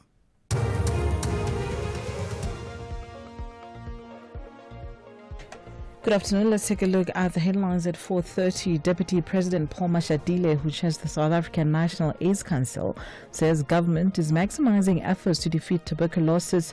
Mashatile was delivering the keynote address at a World TB Day commemorative event at Gamalake in Port Shepstone in KwaZulu-Natal. Meanwhile, the head of the United Nations AIDS program has warned that there could be nearly 9 million new AIDS infections in the next 4 years as a result of the Trump administration's decision to cut funding to the U.S. Global Health Program. And the Portfolio Committee on Correctional Services says they have made sure that the new 12-day cycle meal plan for inmates adheres to health standards. A full update follows at the top of the hour with Greg Hose. SAFM, guiding you through the rush hour traffic.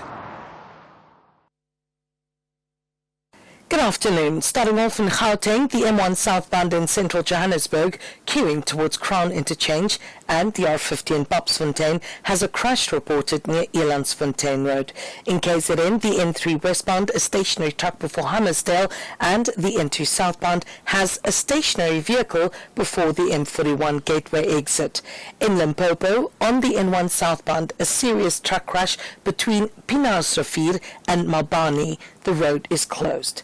In Cape Town, Voortrekker Road eastbound in Goodwood is queuing at the N7 Jakes Havel Drive Junction, and Spine Road in Khayelitsha is closed between Swartklip Road and Meway due to protesting. With your traffic update, I'm Irma G. This is SAFM Sports with Tumin Khapele. Right, to me, let's talk sport. We start off with women's football this hour, where former technical director in women's football at SAFA, Fran Hilton-Smith, says that she's disheartened by the disruptive start into the 2025 Hollywood-Bet Super League season. Now, the Super League is still not in full swing, with the SAFA confirming further delays in the kickoff of some fixtures this month, and this is due to the ongoing contract negotiations with the league sponsors Hollywood-Bets. Now, this sees teams such as Richmond United, Royal AM, and the University of Pretoria still waiting to kick a ball, while teams such as University of Fort Hare, UWC, UCT, Esenvelo, Durban Ladies, and City Lands have only played once. Meanwhile, University of Western Cape Ladies coach Tina Songembuli feels like clubs are not getting the respect they deserve. This is amid the continued postponement of fixtures in the league. Then Nigerian head coach Eric Chelle insists that there remains a lot of work to be done as he prepares his side for the visit of Zimbabwe in the 2026 World Cup qualifier tomorrow night at 6 p.m. Chile kicked off his tenure with a 2-0 win over Rwanda in Kigali on the 21st of March, having taken over the reins from the 7th of January. It was the Super Eagles' first win in Group C after a poor start, which saw them pick up just 1 point from their opening 4 matches. In the meantime, Chelsea will have to pay Manchester United around £5 million. That's around 117.6 million rand.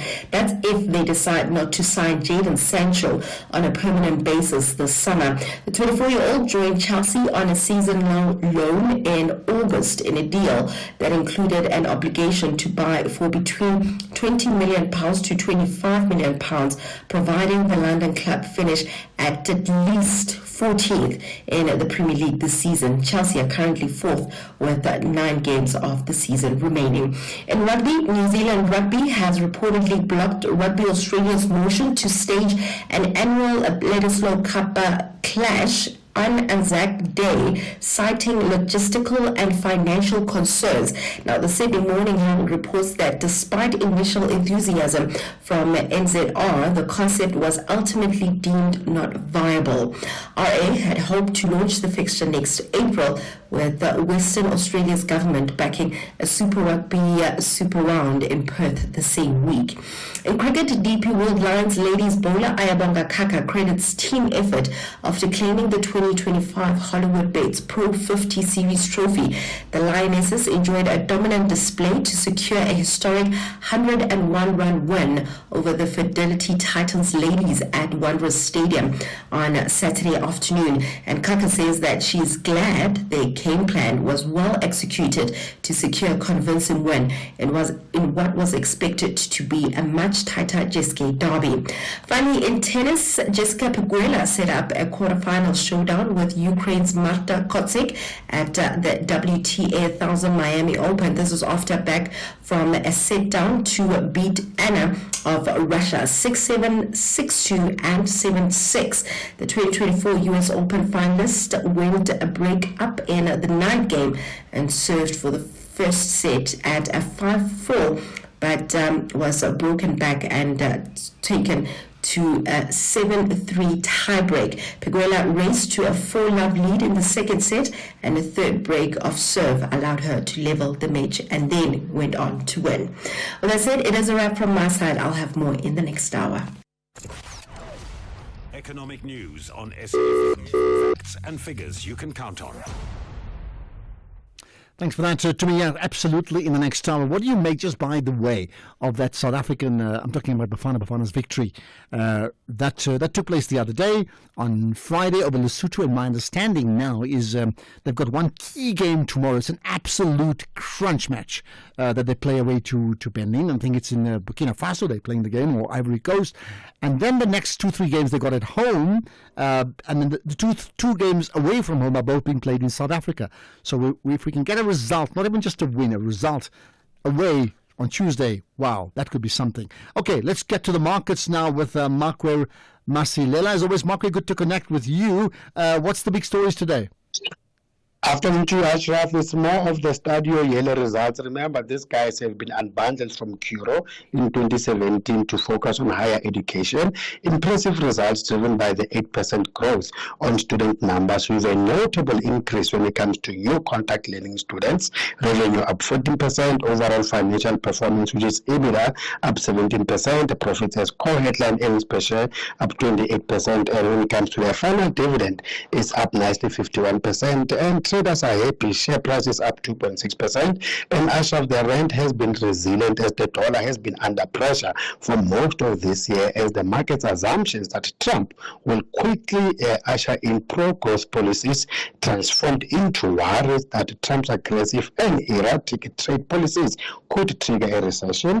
And reports yesterday that Trump's April the 2nd tariffs will be narrower and less strict than initially feared helped to soothe some concerns. concerns over their impact, and also prospects of a partial ceasefire between Russia and Ukraine is on our radar screens. And locally, our Q1 retail confidence dipped from 54% to 50%, but our consumer spending is holding steady, which is a very important component when it comes to our economic growth.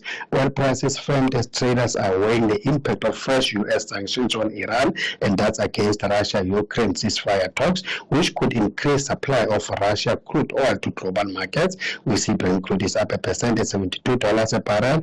Gold traders buying some time waiting for more clarity on Trump's tariffs. Gold is flat at $3,022, but platinum is down 0.3% at $973. And generally, global markets are in positive territory, but the local pulse is down 0.5%, and it's been tracked mainly by our resources, which are down 2.7%. The rand is just working 0.3% against the US dollar is now 18.16.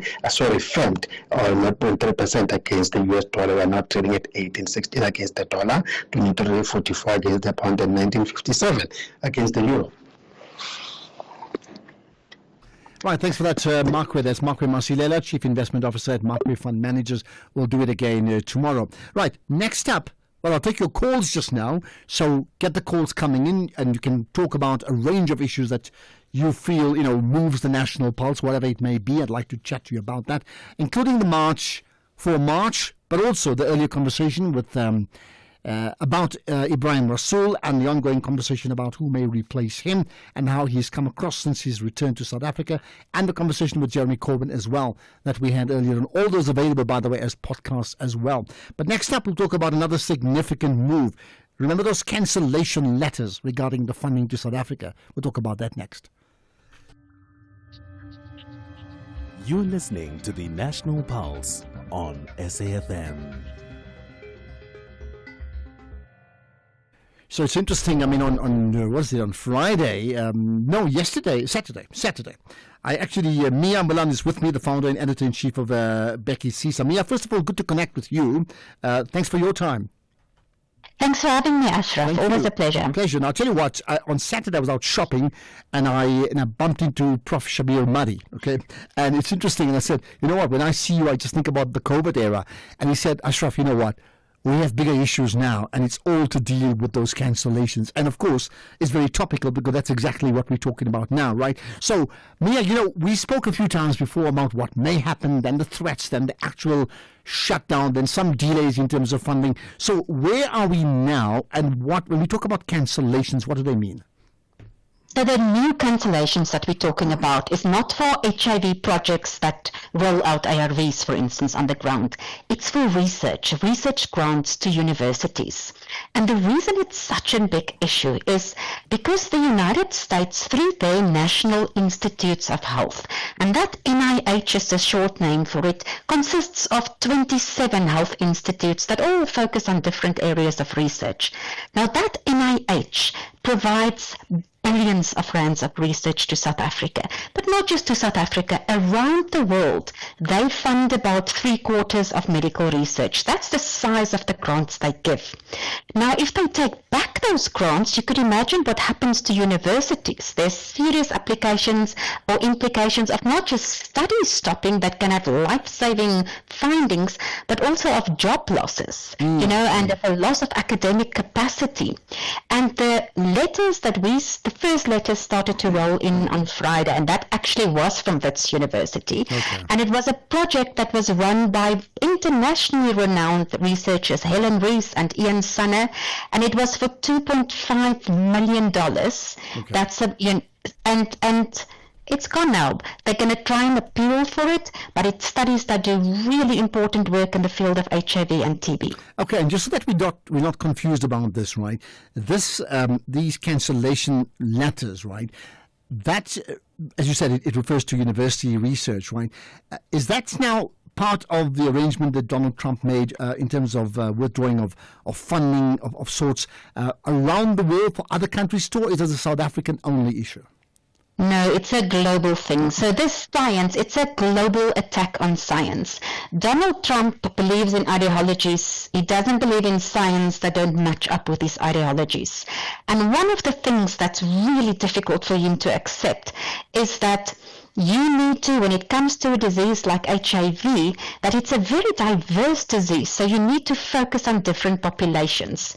Now, as you know, when he was inaugurated, he announced that there are only 2 genders in America now. So if you're busy with a transgender study, or even something that vaguely reminds him of diversity, equity, and inclusion, he stops your study because he feels it doesn't match up with his ideologies. And 300 universities in the United States have already had their grants stopped as well.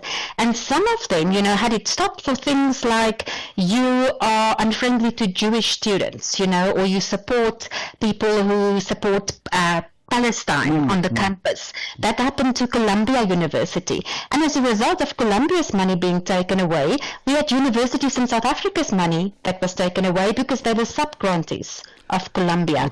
But many universities get direct grants. So, these have huge implications. So let's go back to South Africa. You're saying Wits University 2.5.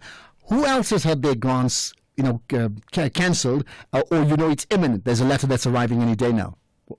Well, the people that I spoke to CAPRISA, which is the Institute for AIDS Research that's headed up by Salim Abdul Karim and Quraisha Abdul Karim. And Prof. Karim said he had not yet received a letter. That was on Sunday morning when I spoke to him yesterday. But he was anticipating the letters. Then Glenda Gray, who's also from Wits and is our former head of the South African Medical Research Council.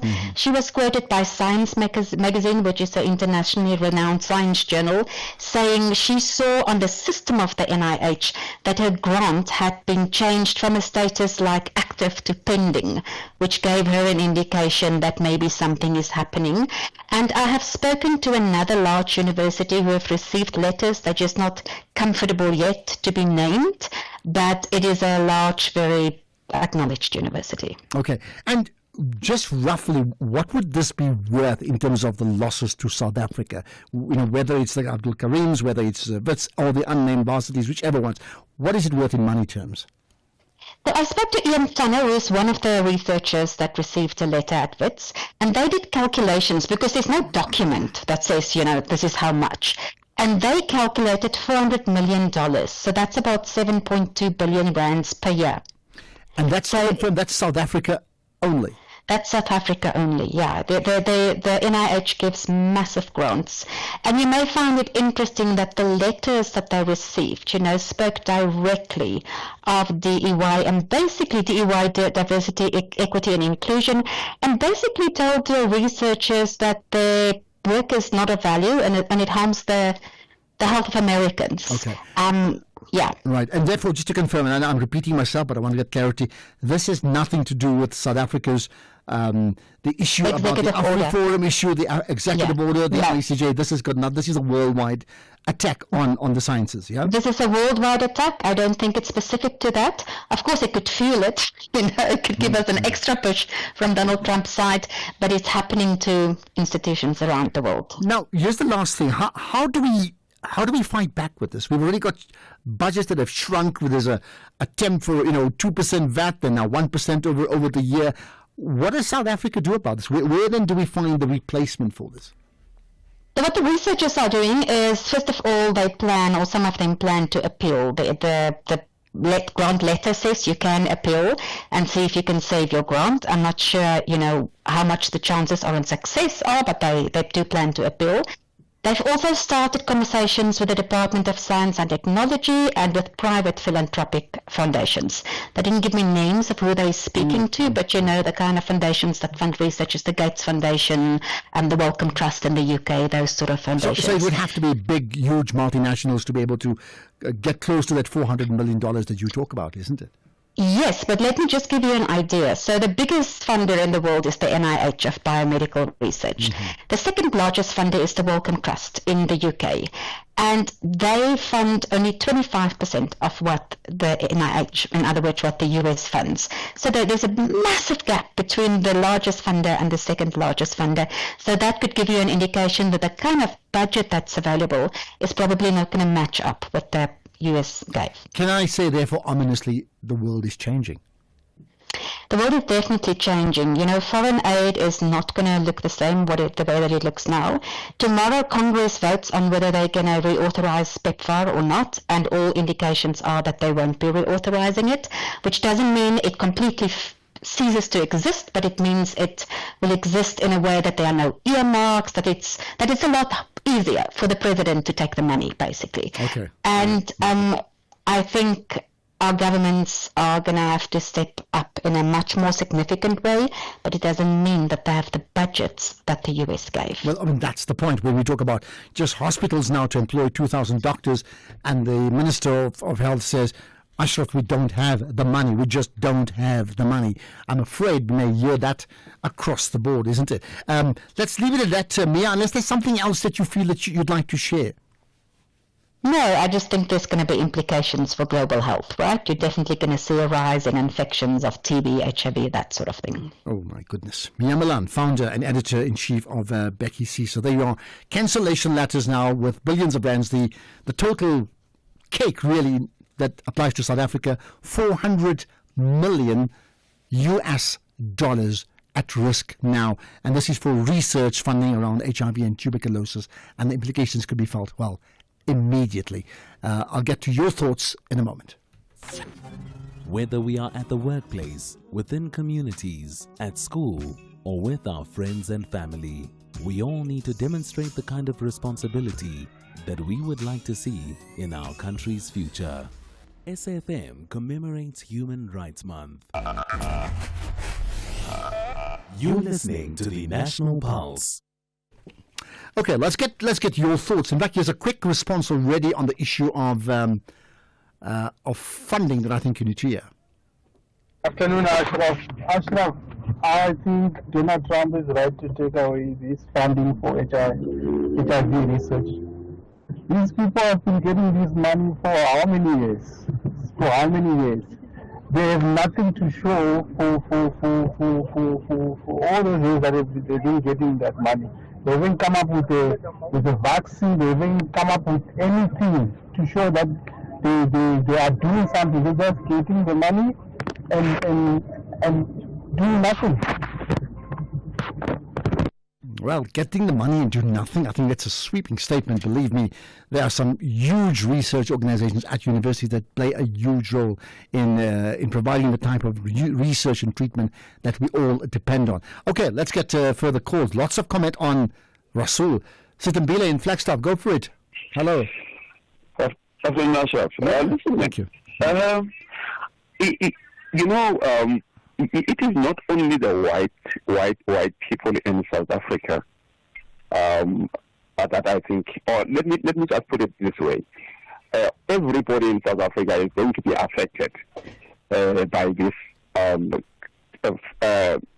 issue of Donald Trump cutting the funding through that USA and that AGOA, because it's not only the black people that get affected by HIV and AIDS, the white people, brown and whatever color that a person is. But everybody, the point that I'm trying to make is that everybody is going to get affected. So I think it is pointless for South Africa to keep begging America, because America has shown that it doesn't care about the lives of people in South Africa. I mean, everybody's life in South Africa, whether you are white, whether you are black or brown. Yeah, I think you made your point. Look, I don't think South Africa is begging. They're doing like anybody else would do. You lose funding, you don't say we don't care. We don't, go and fly a kite. You just don't do that. The funding is massive. You have to try and save the funding because it helps people in this country. Sitambela, thanks for that. Let's get another thought on Rasul. Daniel in Cape Town, hello. Yeah, hi, Ashraf. Thank you very much for taking my call. Thank you. My 5 cents with regards to this whole thing more focuses on the GNU. And I find that it's actually quite disappointing that what I think should have happened is that the GNU should have gathered together with the various parties involved and said, what is South Africa going to do with regards to its foreign policy? Or what is our stance on, let's say, the Israel-Palestine thing? Because the ANC has one version, the DA have their own version. Mm-hmm. They need to gather together and say, what is South Africa's version? How is like a Mr. Abraham Rasool going to represent South Africa in America with the foreign policy that we decide that our country needs and benefits from most.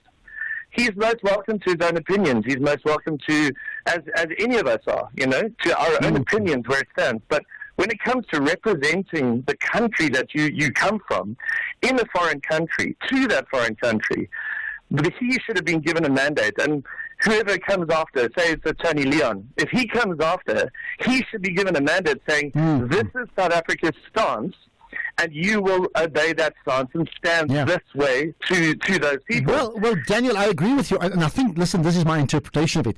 I think, like Ebrahim Rasool, or don't like his views, he currently is executing the mandate of the president, okay, of the ANC. Now, where your point is correct is it appears that the GNU has not quite agreed and decided on certain foreign policy issues. So unless that gets decided, the given is the status quo continues, and that's where the problem arises. It's clear. I completely concur with you. Whoever gets in next has to be able to follow the government line, and the government is the GNU. But what is clear at this point in time, as we've seen every day, there's not sufficient consensus on some paramount issues within the parties that make up the GNU. Therefore, the confusion, therefore, the conflict. Vuyiswa in Parktown, go for it. Hello.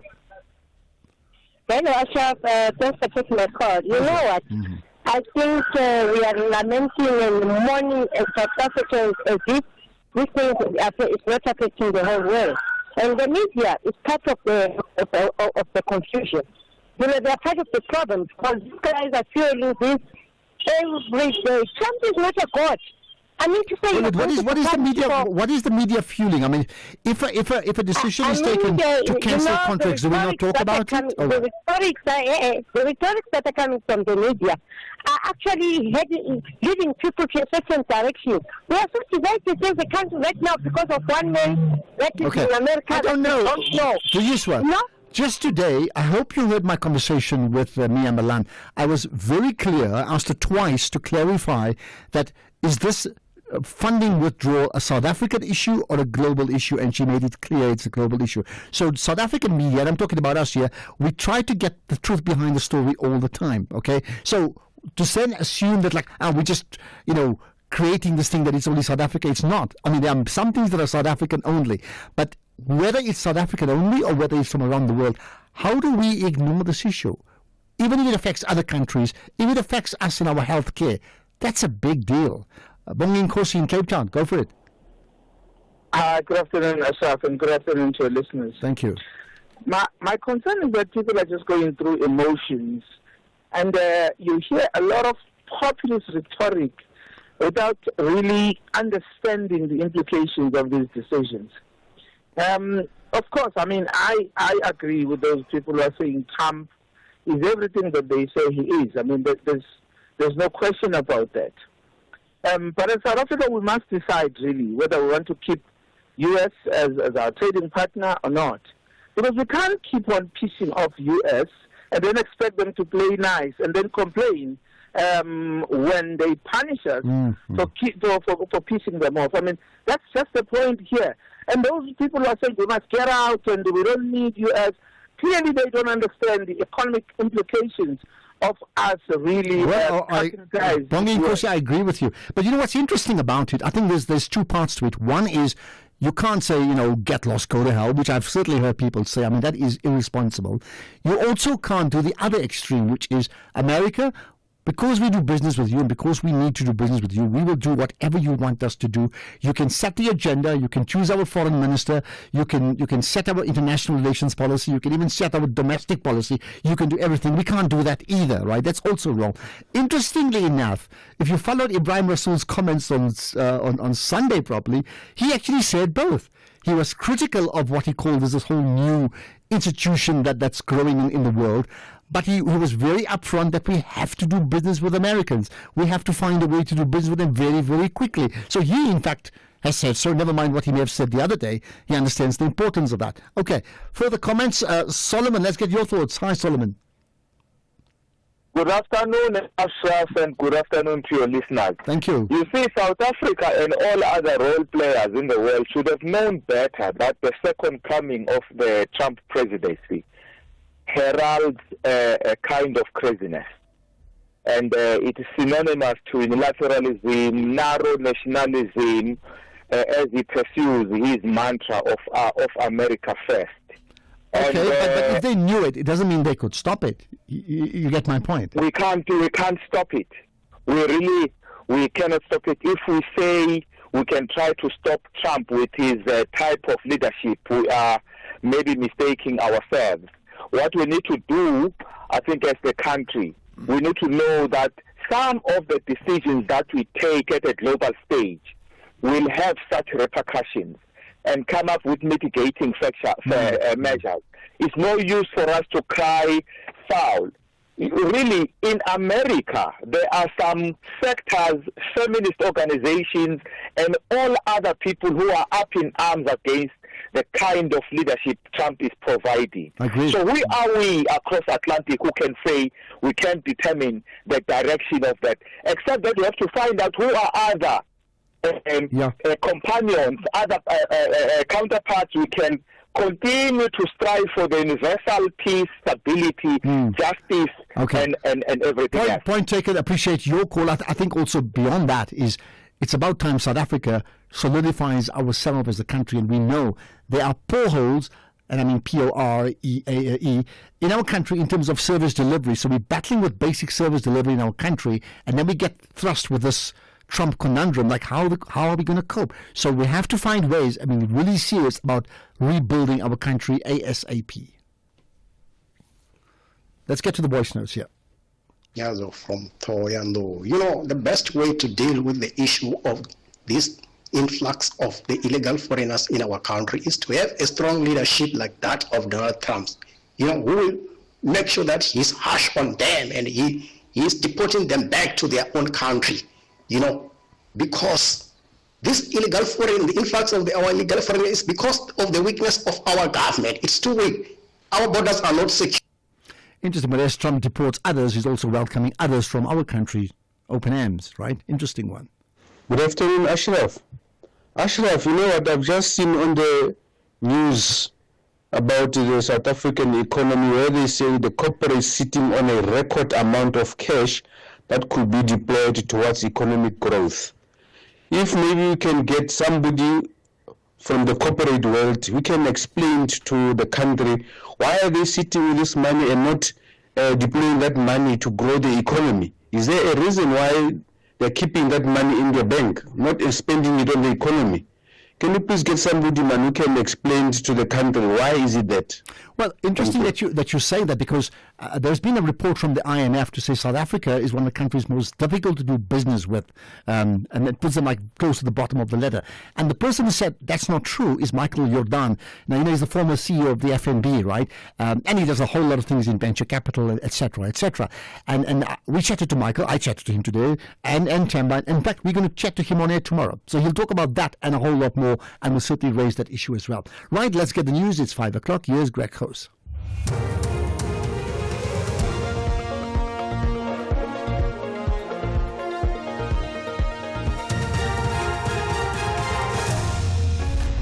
Thank you, Ashraf. In this news update, government committed to defeating TB and concern over cut in AIDS funding.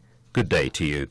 The Deputy President, Paul Mashatile, who chairs the South African National AIDS Council, says government is maximising efforts to defeat TB. He delivered the keynote address at a World TB Day commemorative event in Port Shepstone on the KwaZulu-Natal South Coast.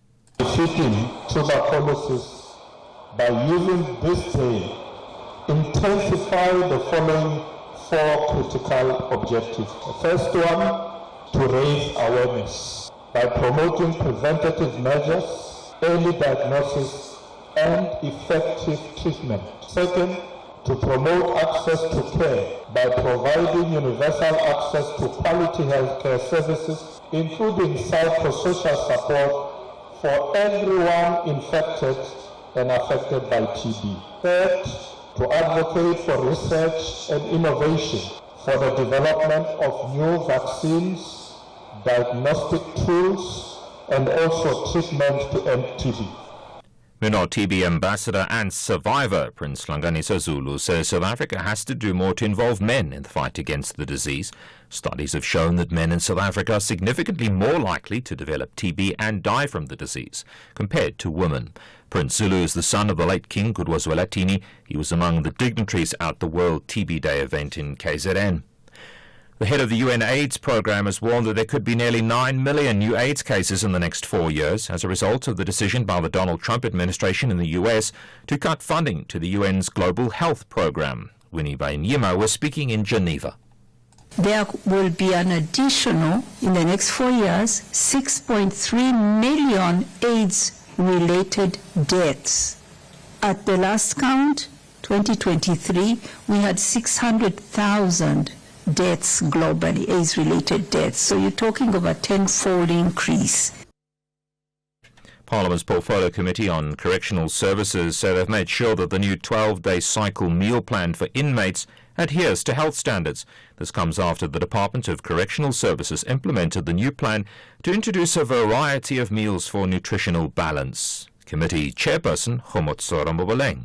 Yes, there is an introduction of beans. I said it when I started the interview that if the department was saying in a 12-day cycle, you have beef for 4 days, you have chicken for 4 days, you have fish for 4 days, it's cutting that down. So it means chicken will be for 2 days, beef will be for 2 days, fish will be for 2 days, and the other remaining days would be for beans and other identified proteins or carbs for inmates to eat. But the food is of good quality and it has adherence to health practitioners who gave a go-ahead on this meal plan. However, some prisoners are complaining, saying the meals are not well cooked. The putu is half a cup. The beans is uncooked. The porridge they give us in the morning is water. It's like drinking makhaya, not even a solid porridge, and that's also 1 cup. The sugar is like not even a half a teaspoon. The curry has no soup, it's dry. The cabbage is raw, half cooked. There's no salt added into it, there's no proper diet planning. The food is not cooked properly. Some days the meat is rotten. They brought a soya beans now. They say it's a high protein food, but offenders are getting sick. Rash in their skin, running stomach. The murder case against a former police officer has been postponed to June by the Mangweng Magistrates Court outside Polokwane in Limpopo. Andries Maklape is accused of stabbing his 14-year-old stepdaughter to death while on her way to school. Katlego Nyoni reports. The 48-year-old former police officer allegedly stabbed the teenager on a Friday morning while she was walking to school.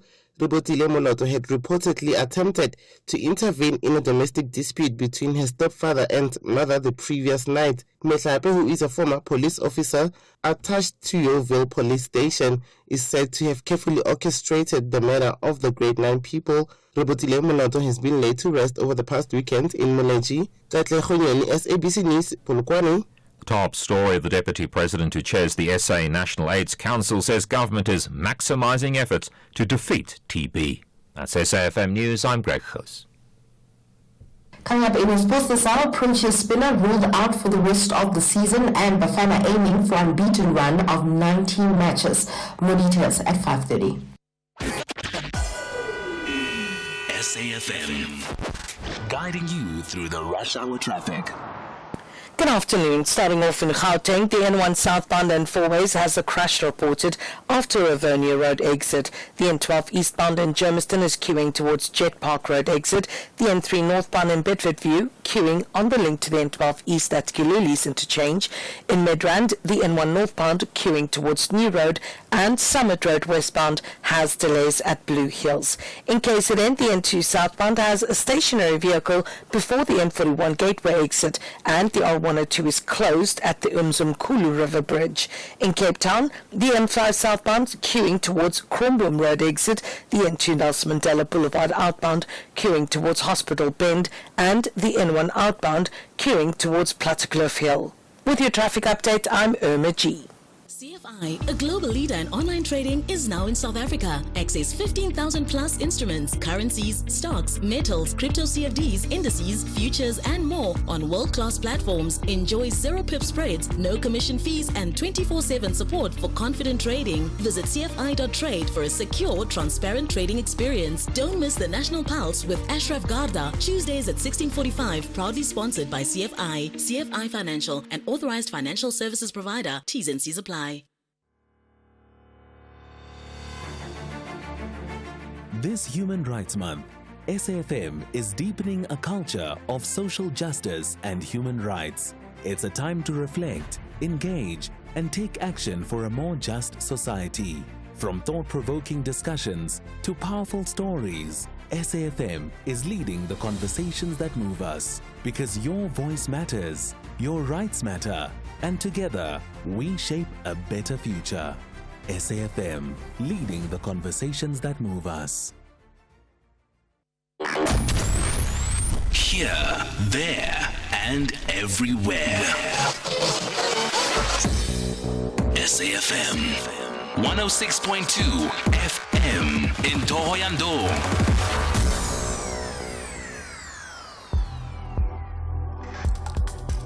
The National Pulse with Ashraf Garda on SAFM. You're listening to the National Pulse, weekdays 3 to 6 p.m. So, by the way, just a thought, do you agree with, I think that we had the caller just before the news at 5, that the decision of appointing the ambassador to the USA, and in fact all ambassadors, must be done by the president as is his prerogative, but in consultation with the GNU partners, because that is the nature of the GNU now. It's not one party that governs South Africa any longer. Do you agree with that or not? Yes or no? I'd like to get your opinion on it. You can message us right away. Quickest way, just via text message. Or you can also post on our social media platforms, right? Just SAFM Radio and myself, Ashraf Garda. Or you can call in, but not quite now. We'll take your calls in about around 20 to 6 or so, thereabouts, right? In the meantime, we do know that in the build-up to Ibrahim Rasool, Ambassador Ibrahim Rasool arriving in South Africa, the President, Ramaphosa that is, made the point that in fact there shouldn't, and I'm paraphrasing, there shouldn't be too much fanfare around his arrival. Whatever that motivation was, well, you can interpret that the way you like. As it turned out, Sunday morning, 5 to 11, he came through customs to the arrival hall, and I certainly watched it on television, and there was a huge crowd, very boisterous crowd, huge presence, very and largely very supportive of the hero, Ambassador Ibrahim Rasool, as he has been described. Okay, let's get the thoughts then of the ANC's Dullah Omar region, which Ibrahim Rasool is in fact part of, right? With me is Inditini Chido. Appreciate your time and thanks for connecting. You are the chairperson of that region, right? Yes, Ashraf. Good evening to you and good evening to your listeners. Thank you. So let me ask you this. You heard President Ramaphosa's request, I think it was maybe on Friday Friday or Saturday. Do I take it that, let's say, your region did not adhere to that request because there was certainly a huge crowd there? No, Ashraf, we did adhere. We could have mobilized more.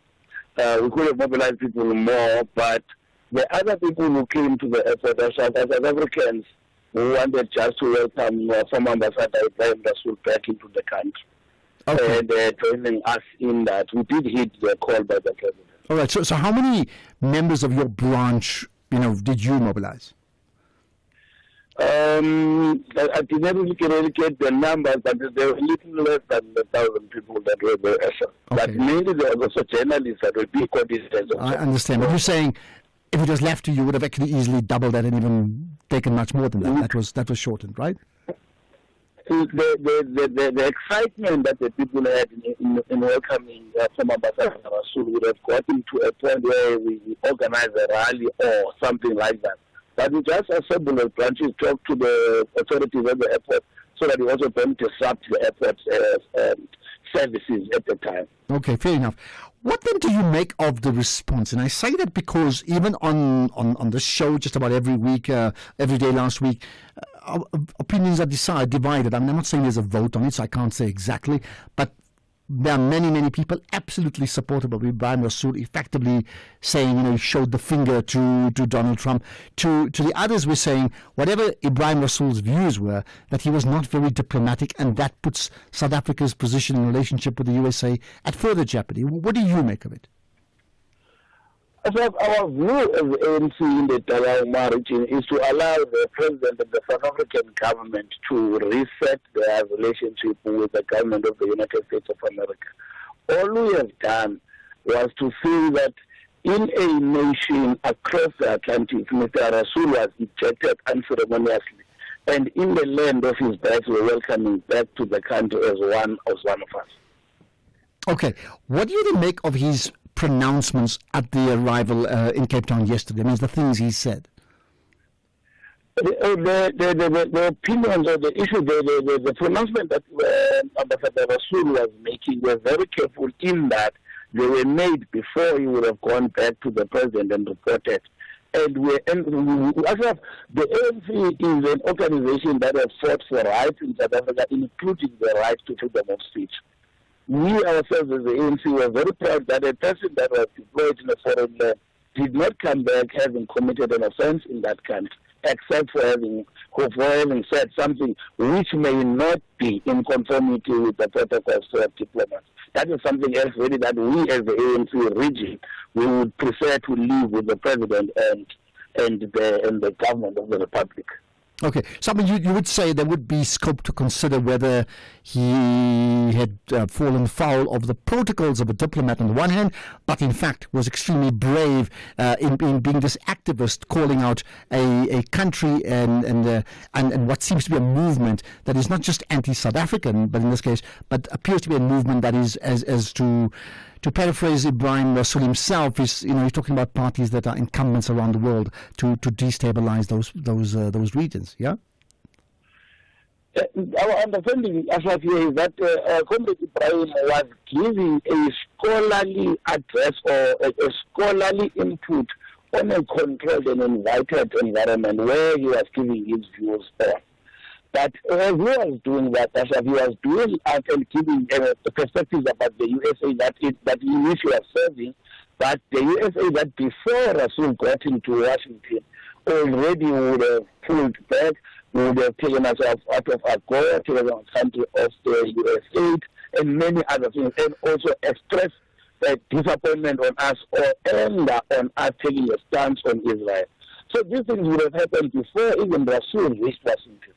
Okay. So the people that he went to visit there that ejected him then necessitated us as the ANC in the region to make a very bold call that we ourselves and Rasool, we are not children of a lesser God.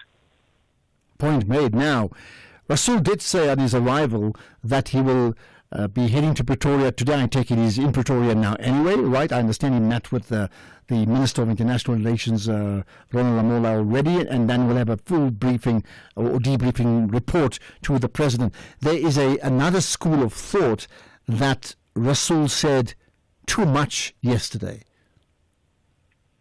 We ourselves as a region, Ashraf, we will not be able to make that determination because it is not our place to have said, and we could not have had a control over what former Ambassador Rasool would have said in his own capacity. We can only speak about why did we go to the airport and receive him. I understand, but so you personally, you don't think he spoke too much? Your personal feeling? No. Look, maybe there may be people who do not like that. Some of the things he said, but really we didn't find that to be too much. Okay. Yeah, the point is not even whether they agreed with his statement. It was about he was always delivering, and I mean this is my sense as well, I must tell you as a person watching it. Sure. He was delivering a briefing, the type of briefing you'd expect him to deliver to the president today or tomorrow, right? And that's what came through. He did so very articulately and explained himself very well. But the question is, and it may be academic to say, did he say too much, and should he have rather just said, thank you for being here, I appreciate it, and let's talk after I meet the president? That would have been the case had he signed to be in part of his contractually to the president, Ashraf.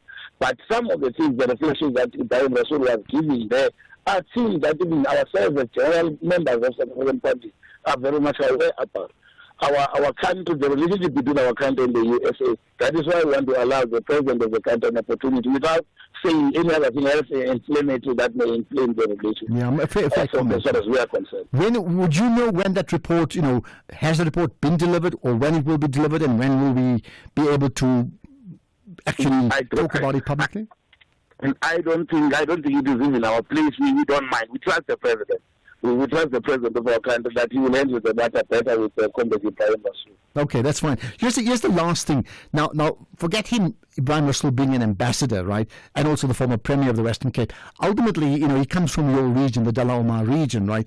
And your person from your region was appointed as an ambassador to the USA, and then was now, as Ibrahim Rasool made the point yesterday, persona non grata from that country, right? What do you as a branch feel personally about what has happened? Without getting into the briefing, I understand that we'll wait for, but just on a personal level to say, he's your man, and he was sent packing.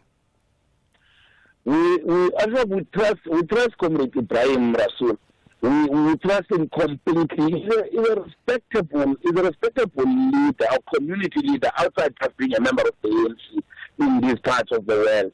And we take serious pride on the fact that what may have caused him to be ejected from a foreign land is because he stuck and spoke his truth. He did not steal. He did not commit corruption. He did not enter into any criminal activity whilst representing our country in another country. So it is we still take pride in the fact that he did not commit crime. He never said things that are outside what he was employed for as an ambassador, which is something that we understand the president to be better place to handle. Okay, that's where we leave it. Appreciate you sharing your thoughts. And that's the ANC's Dullah Omar region chairperson, Inditini Chido, reflecting on the fact that a person from their constituency, in fact, was made the ambassador to the USA and now has been sent back. We're talking about Ambassador Ibrahim Rasool. Appreciate your time. Your comments on that are most welcome. Today, by the way, is an important day in highlighting tuberculosis. We'll reflect on that in a moment.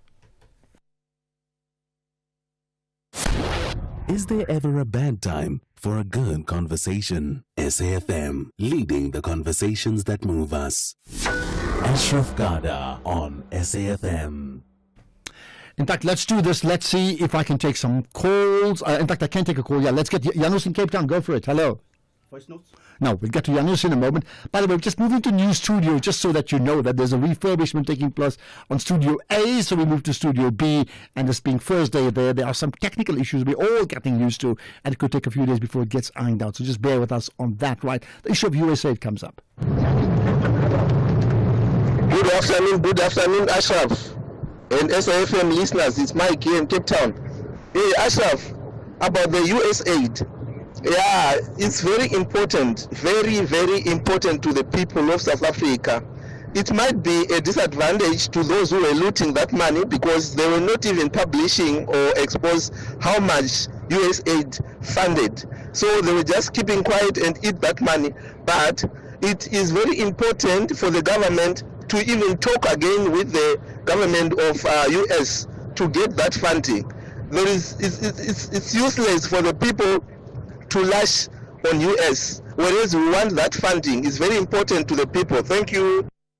Well, I agree. The funding is really important, and hopefully, as Ibrahim Rasool himself said, we have to find a way to make a deal. Interestingly enough, isn't it? It's come from him. Janus in Cape Town. Hello. Hi, Ashraf. Yeah, Hi. Go for it.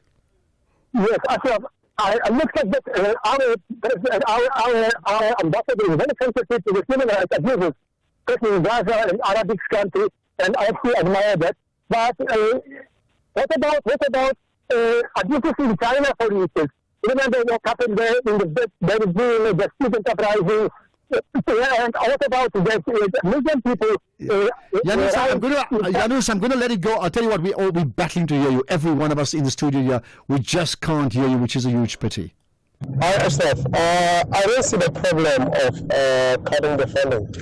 It gives us a time to position ourselves in terms of closing the gold market, and then so that we can check the way they did regulate this trading through our gold. Because every day you are giving us the gold price. How much the gold price? Every day. I don't know what does it mean to us.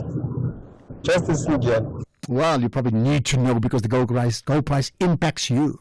Beatable football odds with SuperSport Bet. From derbies to title deciders, our Super Boosts give you boosted odds you won't find anywhere else. Switch today and get a 100% deposit match up to 5,000 Rand. SuperSport Bet is licensed by the Western Cape Gambling and Racing Board. Bookmaker license 101911097. No persons under the age of 18 are permitted to gamble. Winners know when to stop. National Responsible Gambling Program toll-free counseling line 0800 006 008 or WhatsApp help 076 675 0710. You're listening to the National Pulse on SAFM. Okay, so today, significant in terms of the importance of tuberculosis and its impact in our country. Now, the Deputy President of South Africa, Paul Mashatile, the chairperson of the South African National AIDS Council, delivered the keynote address to the National World TB Day event in Port Shepstone in KZN. So what we've done is we picked up some key highlights from his speech. First of all, the Deputy President talks about the launch of the campaign. Today, we are launching the End TB campaign, aimed at testing 5 million people by the end of March next year, and annually thereafter. This will in turn result in a 29% reduction in TB incidence and a 41% reduction in TB mortality by 2035. Under SANAC coordination, we will embark on a mass mobilization drive to rally all South Africans behind the End TB campaign. We will work with community leaders, traditional leaders, and media platforms to spread the message that TB is preventable, is treatable, and is curable. Individuals who are in close contact of confirmed TB patients will be tested regardless of symptoms, as the minister said. Okay, and there's more. He then talks about the fact that, South Africa is among 30 countries, and this is important, 30 countries that account for 87% of the global TB burden. South Africa is among 30 countries that account for 87% of the global TB burden. It is also among the 10 countries battling the triple burden of TB, HIV, and other TB co-infections, as well as drug-resistant TB. Yet, TB is a disease that is preventable and perfectly curable, even if one is living with HIV. And there's more. He then talks about... We must therefore work much harder to change this situation. Hence, before we started the program, we visited families today that require support. I urge you, Premier Ntuli and MEC Simelane, that this should be our daily program. We must visit families, as prevention is a foundation of primary health care. This is the other reason we have this commemoration, which is to remind ourselves that TB is out there and it kills. However, TB is curable. We all of us hold the power to end it. Compatriots, the government is maximizing efforts towards defeating tuberculosis by using this day to intensify the following 4 critical objectives. The first one, to raise awareness by promoting preventative measures, early diagnosis, and effective treatment. Second, to promote access to care by providing universal access to quality healthcare services, including psychosocial support for everyone infected and affected by TB. Third, to advocate for research and innovation for the development of new vaccines, diagnostic tools, and also treatment to end TB. The big question then is just how many people have been diagnosed with TB? Ladies and gentlemen, TB continues to claim too many lives around the world. In South Africa in 2023, around 270,000 people were diagnosed with TB. And tragically, 56,000 lives were lost, which translates to 153 people every day. TB knows no boundaries. It affects people across all communities, but the burden falls most heavily on the poor and the vulnerable. Furthermore, in 2023, an estimated 58,000 people with TB were not diagnosed. These are our mothers, our fathers, our brothers and sisters, people who deserve care and dignity. Okay, lots to consider based on that conversation. Let's do this then. Let's get to some of the voice notes that we can play. And again, we're getting a cross-checking of opinions.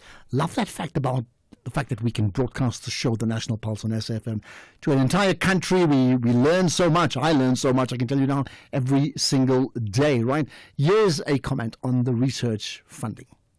Asha, this is Lester from PME. Just wanted to find out what is the money used for. I'm just interested to know. I mean, $400 million. What is? I just want to understand, like, what is the expensive part in the researching? I don't have a clue of what these labs have to buy and use and pay staff and whatever. But I'm just interested to know, where is the majority of that $400 million? What is it spent on? Like, what are the most expensive parts of that money? It just seems like a lot of money. For TB and AIDS, but obviously I don't know what entails, like what does the research entail and what is expensive about it. $400 million US, just so that we can confirm. But it's over a few different organizations and varsities and institutions, okay? Good afternoon, Ashraf. It's Chris from Pretoria. With regards to the ambassador in America, the biggest problem is we've got a president that can't take a stand. He needs to wait for a report from the ex-ambassador before he can make up his mind. He sits on reports from everybody for months and months and months. At least President Zuma made decisions quickly and was a real leader. I don't agree with his decisions, but at least he showed leadership. President Ramaphosa is our biggest problem. President Ramaphosa is our biggest problem. Okay, let's get the news headlines. It's 5:30. Here's Greg Host. Thank you, Ashraf. In your problem-free headlines, the Deputy President who chairs the SA National AIDS Council says government is maximising efforts to defeat TB. The National Treasury says it's working on trying to address the increase in government's debt. And Turkey's Interior Ministry says more than 1,100 people have been detained after days of protest against the arrest of Istanbul's mayor on corruption charges. There's a full update at the top of the hour. SAFM, guiding you through the rush hour traffic.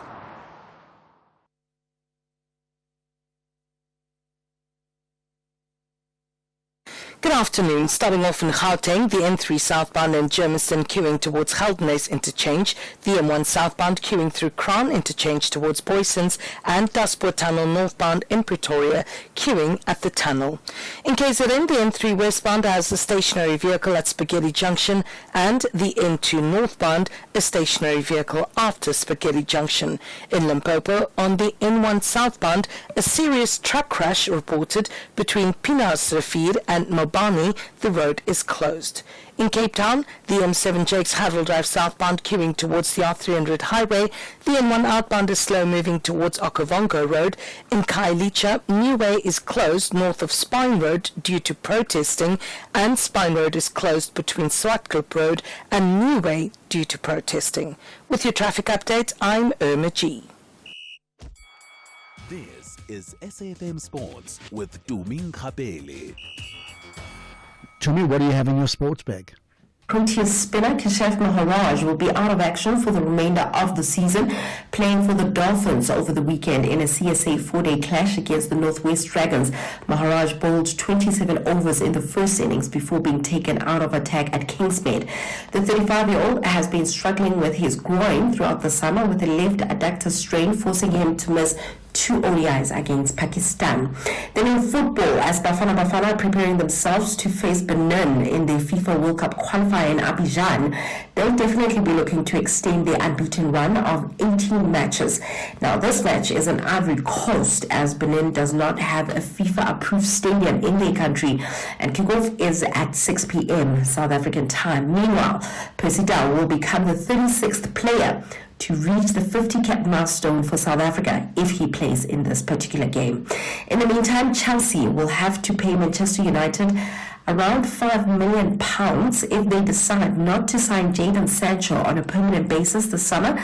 The 24-year-old joined Chelsea on a season-long loan in August in a deal that included an obligation to buy for between 20 to 25 million pounds, providing the London club finish at least 14th in the Premier League this season. Chelsea are fourth, 9 games, with 9 games of the season remaining. Then Australia is said to be overhauling its multi-billion-dollar plans for hosting the 2032 Summer Olympics in Brisbane after years of chaos and crisis.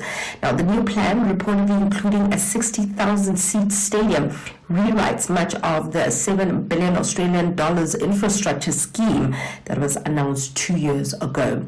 In cricket, DP World Lions ladies bowler Ayabonga Kaka credits team effort after claiming the 2024 Hollywood Bets Pro 50 Series trophy.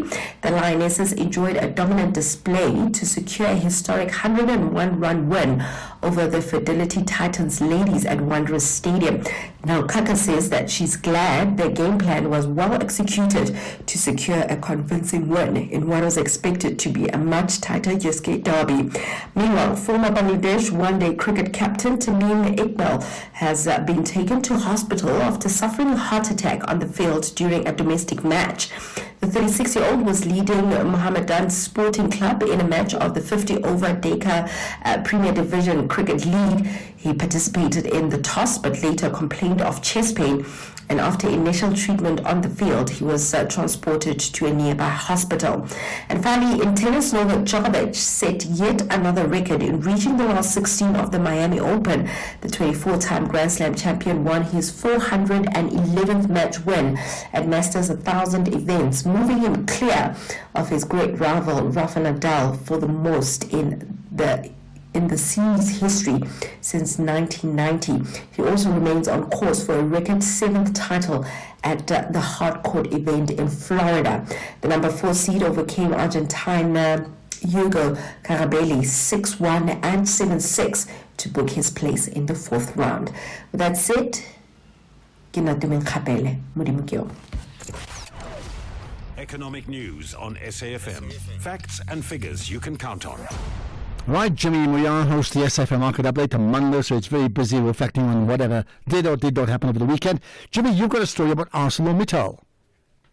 Good afternoon, Ashraf. Good afternoon to the listeners. Yes, there's been a couple of stories about ArcelorMittal. We got these stories, a lot of them, well, actually all of them came out last week, towards the tail end of the week, around the steel tariffs that were being proposed by the Minister of the Department of Trade, Industry and Competition. Those would affect the steel industry. But also we know that this has been something that has come through from the US's perspective. On their side, they've also imposed tariffs on steel and aluminium imports from a US perspective. So this has been a developing story. But we've also been following up ArcelorMittal from the long steel business that they've been struggling to keep afloat for the longest time, that affecting more than 3,000 workers from that perspective. We've looked at that. We've spoken to the steel industry in CIFSA. We've spoken to ArcelorMittal as well around how that business has been struggling, and they've needed a lot to keep that around. And I saw something interesting last week around that, saying that we were going to get a government assisted bailout for the salaries that would be incurred by that long steel business. So there's a lot that's been happening and developing around the ArcelorMittal story and trying to keep the steel sector in South Africa a vibrant sector. It is such a big contributor as well to our local economy and can be a catalyst for things like infrastructure development. So we're going to look into that. We're going to speak to ITAC, that is obviously the International Trade and Administration Commission that is responsible for these tariffs. They work underneath the Department of Trade, Industry and Competition. So we're going to speak to the ITAC Commissioner around the tariffs, around the developments that are happening in the steel sector, and just get a bit of a better understanding around what this does for the steel sector in general. And then we've also got a conversation with Stadio. They gave us financial results for the year ended December. We're going to speak to the Stadio CEO about those numbers. We've also got a conversation with the team at 91 around what's happening globally. We got interest rates last week, so we're looking at some of these global decisions and how they're starting to impact things like global diversified income funds and some of the decisions that we make as investors from that perspective. And then we are changing things up a little bit on a Monday. So we usually have a personal finance segment on a Monday and a tech segment. We are splitting that up. We're now going to alternate them the same way we alternate our other features. And so we're going to be starting off with tech this week. We're going to be looking at keeping yourself safe in an online context. We live in a world where there's a lot of digital information that's out there, and we're going to look at ways you can protect your digital information and protect yourself when you engage with that in an online world. Before we get to all of that, the markets have had a terrible day from a local front, but the international markets are having a good day. A lot of the local sentiment has been driven by the negativity that we've been seeing in commodity pricing. That's caused the resources sector to come down. But let's start with international markets. The Nikkei was the only market that finished in the red in terms of Asian markets. The Hang Seng was the biggest gainer in Asian markets, up almost a full %. European markets were largely unchanged, to say the least. 9 basis points to the downside on the CAC 40, 6 basis points to the upside on the FTSE in London. So both those markets kind of flat. The DAX in Germany, the only real gainer there, about 0.1% in the green. The Nasdaq is currently up 2.1%, and the S&P 500 up 1.6%. Anyone looking at the Dow Jones, it's also up 1.3%. Local markets not faring as well, as I said. Industrials up 0.7%, but financials down 0.2%, and resources down a full 3%, or just under 3%, largely driven by, as I said, resource or commodity counters not doing so well. Platinum is back below $1,000, $967. Palladium $957. Brent crude closer to $73 a barrel at the moment, $72.90. Not happy with that number. But the gold price also coming off a bit, about 0.5% at $3,011 a fine ounce. It was closer to $3,000 earlier today, but we're starting to kind of see a bit of cooling off around the gold price. A quick look at the rand before we go. 18 rand 17 cents is what $1 will cost you. 1 British pound 23 rand 46. 1 euro 19 rand 61. 1 Australian dollar 11 rand 42. Bitcoin's having a good day, almost at $88,000 a Bitcoin, which is roughly 1.6 million rand. So markets are moving. We're going to look at some of the other permutations that are driving those factors. I want to look at some results as well. We've got a continuation of the conversation you had with Makwe Masilela. He joins us tonight to take a look at some other developments. We got a new CEO for Sun International, so we've got quite a bit to dig into when we come back a little later on. But for now, Ashraf, back to you. Perfect. Thanks, Jimmy. You enjoy your show 6 to 7 with the SAFM Market Update. Then at sports, then we have another whole dose of current affairs issues, and then 10 to 12, it's Oliver Dixon. So there's a lot to consider here and listen to here on SAFM. But this show is the National Pulse, and we'll get your thoughts after this. SAFM commemorates Human Rights Month. We are all responsible for the protection of our rights. SAFM, leading the conversation. Ashraf Garda on SAFM. Right, so earlier on I chatted to Jeremy Corbyn. You can catch the full interview up as a podcast. Just go to, SAFM.coza and then the National Pulse, you'll find it, right? But when we played it today, because we originally chatted to him on Friday, when we played it today, we couldn't get, because of just time issues, we couldn't get to this last question that I asked him. And it's very topical because we had one or two callers asking questions about it. What does he think about the issues of reparations to a country like South Africa from Britain or the United Kingdom? And this is what he had to say. Very interesting. I was in Jamaica a couple of months ago, where I was invited to speak in memory of Michael Manley, who was the former Prime Minister of Jamaica, a very radical Prime Minister who was stood up and demanded that the West pay reparations, not so much in physical artifacts. They should go back anyway, those things that are wrongly held in Western museums, but in the general trade and relationship with its former colonies. And I addressed this in quite a long lecture I gave in part of the Michael Manley event, and I absolutely believed that the Western nations that benefited so much from colonialism in South Africa, in what is now Zimbabwe or Zambia, every African country, as well as India and the Caribbean. And I do support that reparations movement. And I think that conversation needs to take place. At the Commonwealth Heads of Government meeting, the British, Australian, New Zealand, and I think Canadian governments tried to prevent that discussion taking place, but nevertheless it did take place, and is increasingly an assertion that the historical injustices of colonialism and occupation have got to be reckoned with. The most egregious example in the world is probably Haiti, which won its independence as a black nation, defeating the French army, and the price of that victory was paying compensation to the French slave owners. And so Haiti was born into debt and has never got out of that debt. So there we are. Jeremy Corbyn effectively saying, yes, South Africa needs to be paid a reparation. And goodness, do we need that sort of money? Absolutely. What do you make of that? Probably a conversation we need to start now and continue tomorrow here on the National Pulse. Right, let's get to some of your callers. Let's get to your calls. I'll get to calls, WhatsApps, and you can also text or tweet on Twitter, on the X platform, but to WhatsApp, you can certainly do that in text or WhatsApp voice note form. Right. Bramoro in Bloemfontein. Hi, Bramoro. Hello, sir. How are you? I'm very good indeed. Right. Go for it. What's your word? Thank you. The woman we interviewed concerning Zuma, which is the march in March, there are certain things we need to put into perspective. There's no country in the world that doesn't have illegal migrants. Not even the United States, the mighty, powerful United States, that can just stop that. One thing that we should not forget is, currently, South Africa is embedded with a lot of debt. That is one. We are even crying about how to find NHI, how to even find the fighting against HIV/AIDS, all due to the USA that has been cancelled. So now, if we are to advise or advocate for the government to daily or weekly deport illegal migrants, who is going to fund that deportation cost? Example, I'm from Ghana. I need about 6,000 or 7,000 to fly back home, which is a one-way trip. Are you going to tell South African government to pay for such a fund? Where is the government going to get that money from? Whereas we have people who are getting just 350 or 371 a month. So is it not appropriate, instead of deporting Bramoro to Ghana, giving that money to a South African, empower them?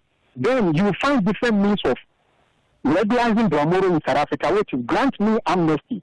If you grant a time for maybe a year, all illegal migrants, present yourself for proper documentation. Then afterwards, those who fail to adhere to that call, you take proper sanction against them. This is the situation that Home Affairs cannot even tell you the number of illegal migrants in the country. So if you are to embark on mass deportation, are we ready to just simply, who's going to foot the bill in that mass deportation? I think you've made your point, and it's a very interesting point. Can we afford to send people out in exile back to their home countries? Unless their home countries foots the bill, but you're suggesting, in fact, what about an amnesty? I wonder who's up for that, right? Thanks for that. By the way, people are watching us on streaming live, so I'll give you a thumbs up to video. Right? Is Gladys Ashraf togetherness, absolutely, and then Hilton saying beyond disturbing how Black South Africans celebrate failure. Well, how do you make that out? I'm not too sure what you mean by that. And then Manu Tabella saying we are together. And there's a couple of more like that. Great that you're listening in on live streaming or watching us on live streaming. Right, Matebe in Middleburg, go for it. Good afternoon, Ashraf. Yes, I just want to comment about the issue of illegal immigrants. The first one that I want to start with is the one of where they are breaking the law deliberately. If they can be on a survey now, we go to district courts, you ask the prosecutors per week how many cases of illegal immigrants. They'll tell you it's a lot. And others will claim that they're having passports with the visas. I know 5 cases where they presented that they're having work permits. It's stamped until 2026.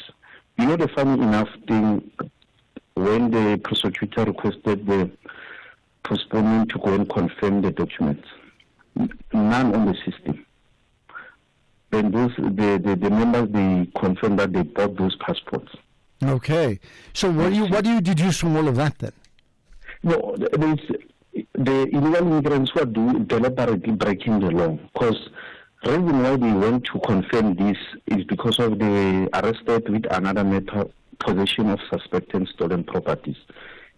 You see, that's the reason why they're having another change. I see. Okay. Well, worrisome. Thanks for bringing that up, Matebe. Appreciate it. It is so complex, and I think, you are right. You can't, yes, many countries have illegal, undocumented foreign nationals. Now, you can't have an open season about it, but there must also be some sympathy about why people come to this country in the first place. But you can't have an open season. I think we must accept that. We compromise in terms of our services, don't we, right? Okay, Colin in Cape Town. Go for it, Colin. Good evening, Ashraf. Yeah. Ashraf, you know something? The problem with Ibrahim Rasool, our president is trying to throw water on the fire to calm everything. And what actually put petrol on the fire was to welcome and make a person a hero that was expelled from the United States. And another thing too is this. I don't know his name, I think it's Freddie or something, he blows his horn. He attacked Sikh, he attacked Mike from Newlands, and he attacked myself. You know, that guy is nothing else but a racist person. That's all I want to say. Okay. And he must remember one thing. Why is he a truck driver? Because a truck driver hasn't got much between his ears. It takes a grade 8 to become a truck driver, or you learn on a farm, or you learn in the back streets. Okay, so now, Colin, now you say... No, give me a hearing. I've given you a hearing. You can't have an open season here. You must understand that. No, what I'm trying to say is Sikh, Mike from Newlands, and myself, we were in engineering. No, Colin, you made your point. I don't care what you were doing. That guy called you racist. You've defended and said he's wrong. You've said, for him to be a truck driver, he's got to be standard 8 or whatever. That's fine. You've made your point. He's made his point. There's nothing more we have to say about that. Colin, thank you for that. Mike in Newlands, go for it. Yes, hello, Ashraf. Yeah, well, unfortunately, I've been called racist so many times it makes no difference to me. But I do find it amusing that we have people like Rasool, the failed ambassador, who comes back here and he says that Trump is racist because he wants to build a wall. And all we hear in your callers and the people that you interview is that we do in South Africa, we want to build a wall, but apparently that's not racist. And we want to expel illegal immigrants. That's not racist. But if Trump does it, it is. Yeah, but that's not government. I mean, you must understand, Trump is government. There are people, you can express an opinion about saying out with foreign nationals. That's your business. But they're also saying illegal foreign nationals as opposed to legal foreign nationals. No, I'm talking obviously illegal. I have no problem with illegal immigrants. Nobody ever does.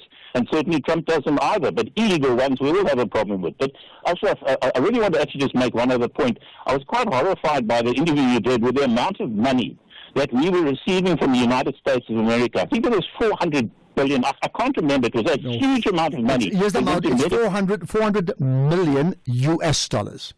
Yes. Unbelievable. And we have not, nobody, I've never heard anybody from this government or in our callers, anybody saying, you know what, let's just say, stop for a second and thank the American people for giving us all this money, which we've abused. We found America's enemies and we befriended them. And now America and poor old Trump, as that one lady said, is a bully. He's not a bully. He's simply saying, I gave you free money. You disrespected me, you befriended my enemies, and I'm taking it back. America is not bullying anybody. It's simply protecting itself, and it's trying to be great again, and that's what we should be doing, this nonsense. And the callers are the people in this country. I don't know if it's the main media, but we're not hearing All right, enough from Mike, the I've heard your point. We need to move on. You've made your point. You made it very, very strongly, and I'm sure we'll get a response on that.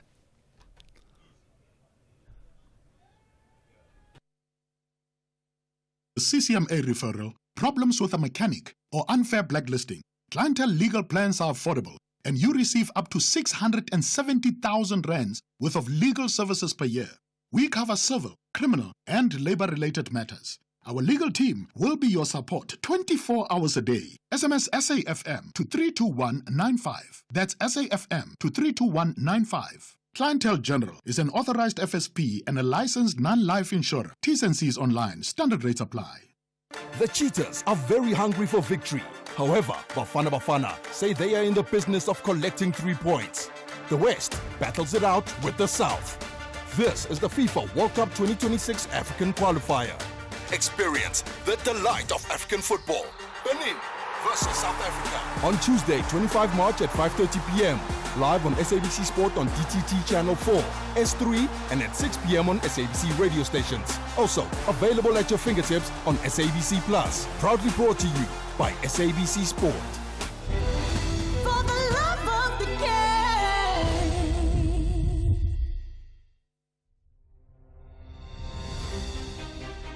This Human Rights Month, SAFM is deepening a culture of social justice and human rights. It's a time to reflect, engage, and take action for a more just society. From thought-provoking discussions to powerful stories, SAFM is leading the conversations that move us. Because your voice matters, your rights matter, and together we shape a better future. SAFM, leading the conversations that move us. On 086 000 2032. We certainly have the conversations that move all of us, you know that. Just to pick up on what Mike from Newland said, Mike, I mean, you're right, $400 million is a huge amount of money. Now, I don't necessarily think, there's no evidence that that money has been wasted and abused, not at all. They've gone to research houses, they've gone to universities, and they play a huge, important role in that. The flip side, and you're right, that how much of acknowledgement has gone to the USA, I actually think a lot of people have told the USA thank you. I do think so. I think they've said thank you. I think if you even pick up from what Ibrahim Rasool said yesterday and others, the commitment to wanting to hold on to those deals suggests there's a complete need for that, and there's no way we can survive without it in those respective fields. I mean, that's just my thought on that. Hassan Lorgat, go for it. Hello. Hi, Ashraf. I understand you're about to close. Let me just say that in October last year, many commentators warned us about Trump, and they were talking about the urbanization of the U.S. Following Viktor Orban's rule in Hungary, how he's perfected the rightwards trend. And I see in South Africa and various places, these groups, the right-wing groups, have been trying to organize themselves.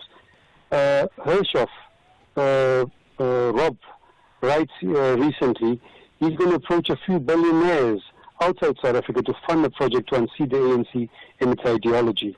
So this is going over all over, and it's the right-wing reaction. And whatever Ibrahim Rasool would have done, he's caught in a juggernaut, something that is long before him, the right-wing onslaught, and they would attack anyone who is progressive, like I regard myself, in the process.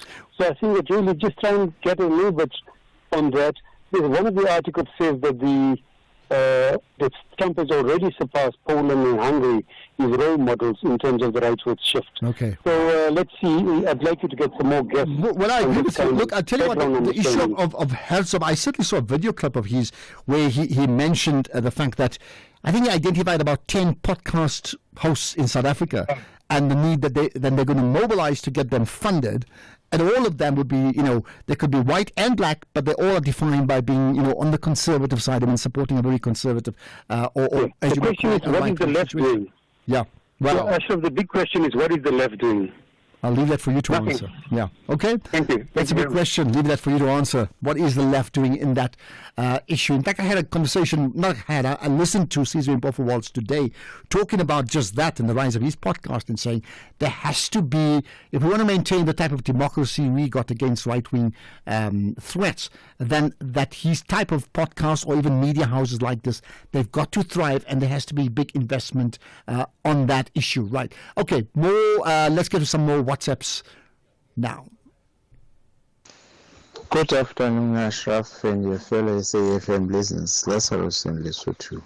I don't think Ibrahim Rasool was given a blank check responsibility as an ambassador in the United States of America. So if he has acted within that mandatory responsibility, I don't see anything wrong with his expressions on Trump and on what Trump is doing all over the world. Thank you very much. Okay, there we are. By the way, and you have done so, but please try and keep those WhatsApps to 30 seconds, the voice notes. They really help, maximum 30. Many people are doing it today, and I really appreciate that.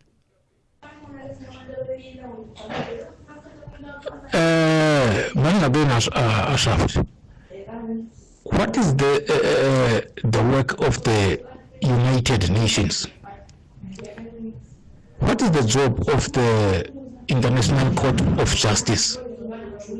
What is the work of the international community? Why is people actually dying in front of their TV screens? But there is nothing that was said.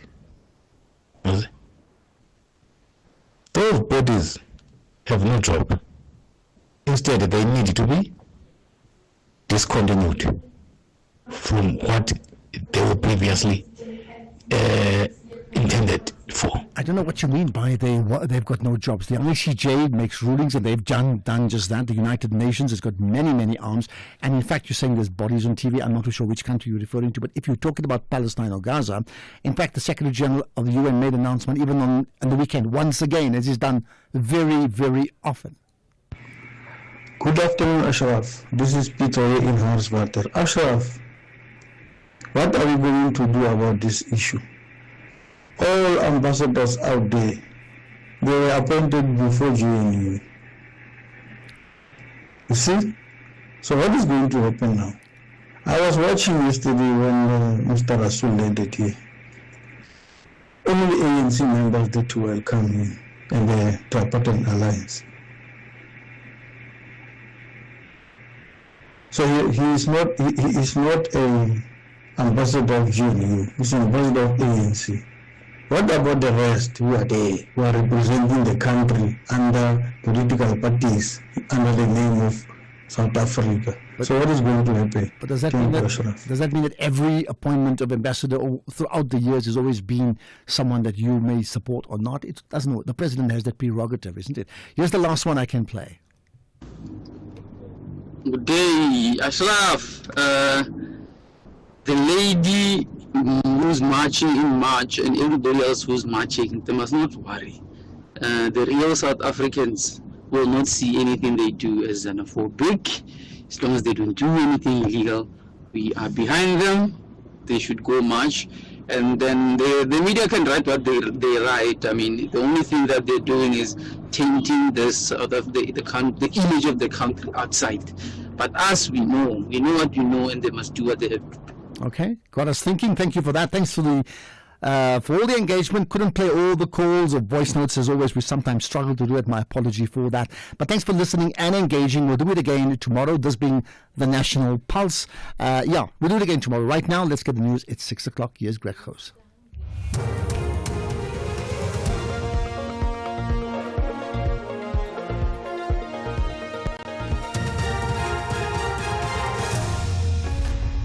Thank you again, Ashraf. Government committed to defeating TB and hundreds detained in Turkey. Good evening.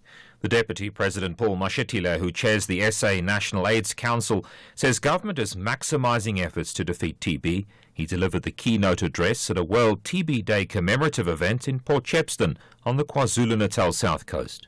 Defeating tuberculosis by using this day intensify the following 4 critical objectives. The first one, to raise awareness by promoting preventative measures, early diagnosis and effective treatment. Second, to promote access to care by providing universal access to quality healthcare services, including psychosocial support for everyone infected and affected by TB. Third, to advocate for research and innovation for the development of new vaccines, diagnostic tools, and also treatment to end TB.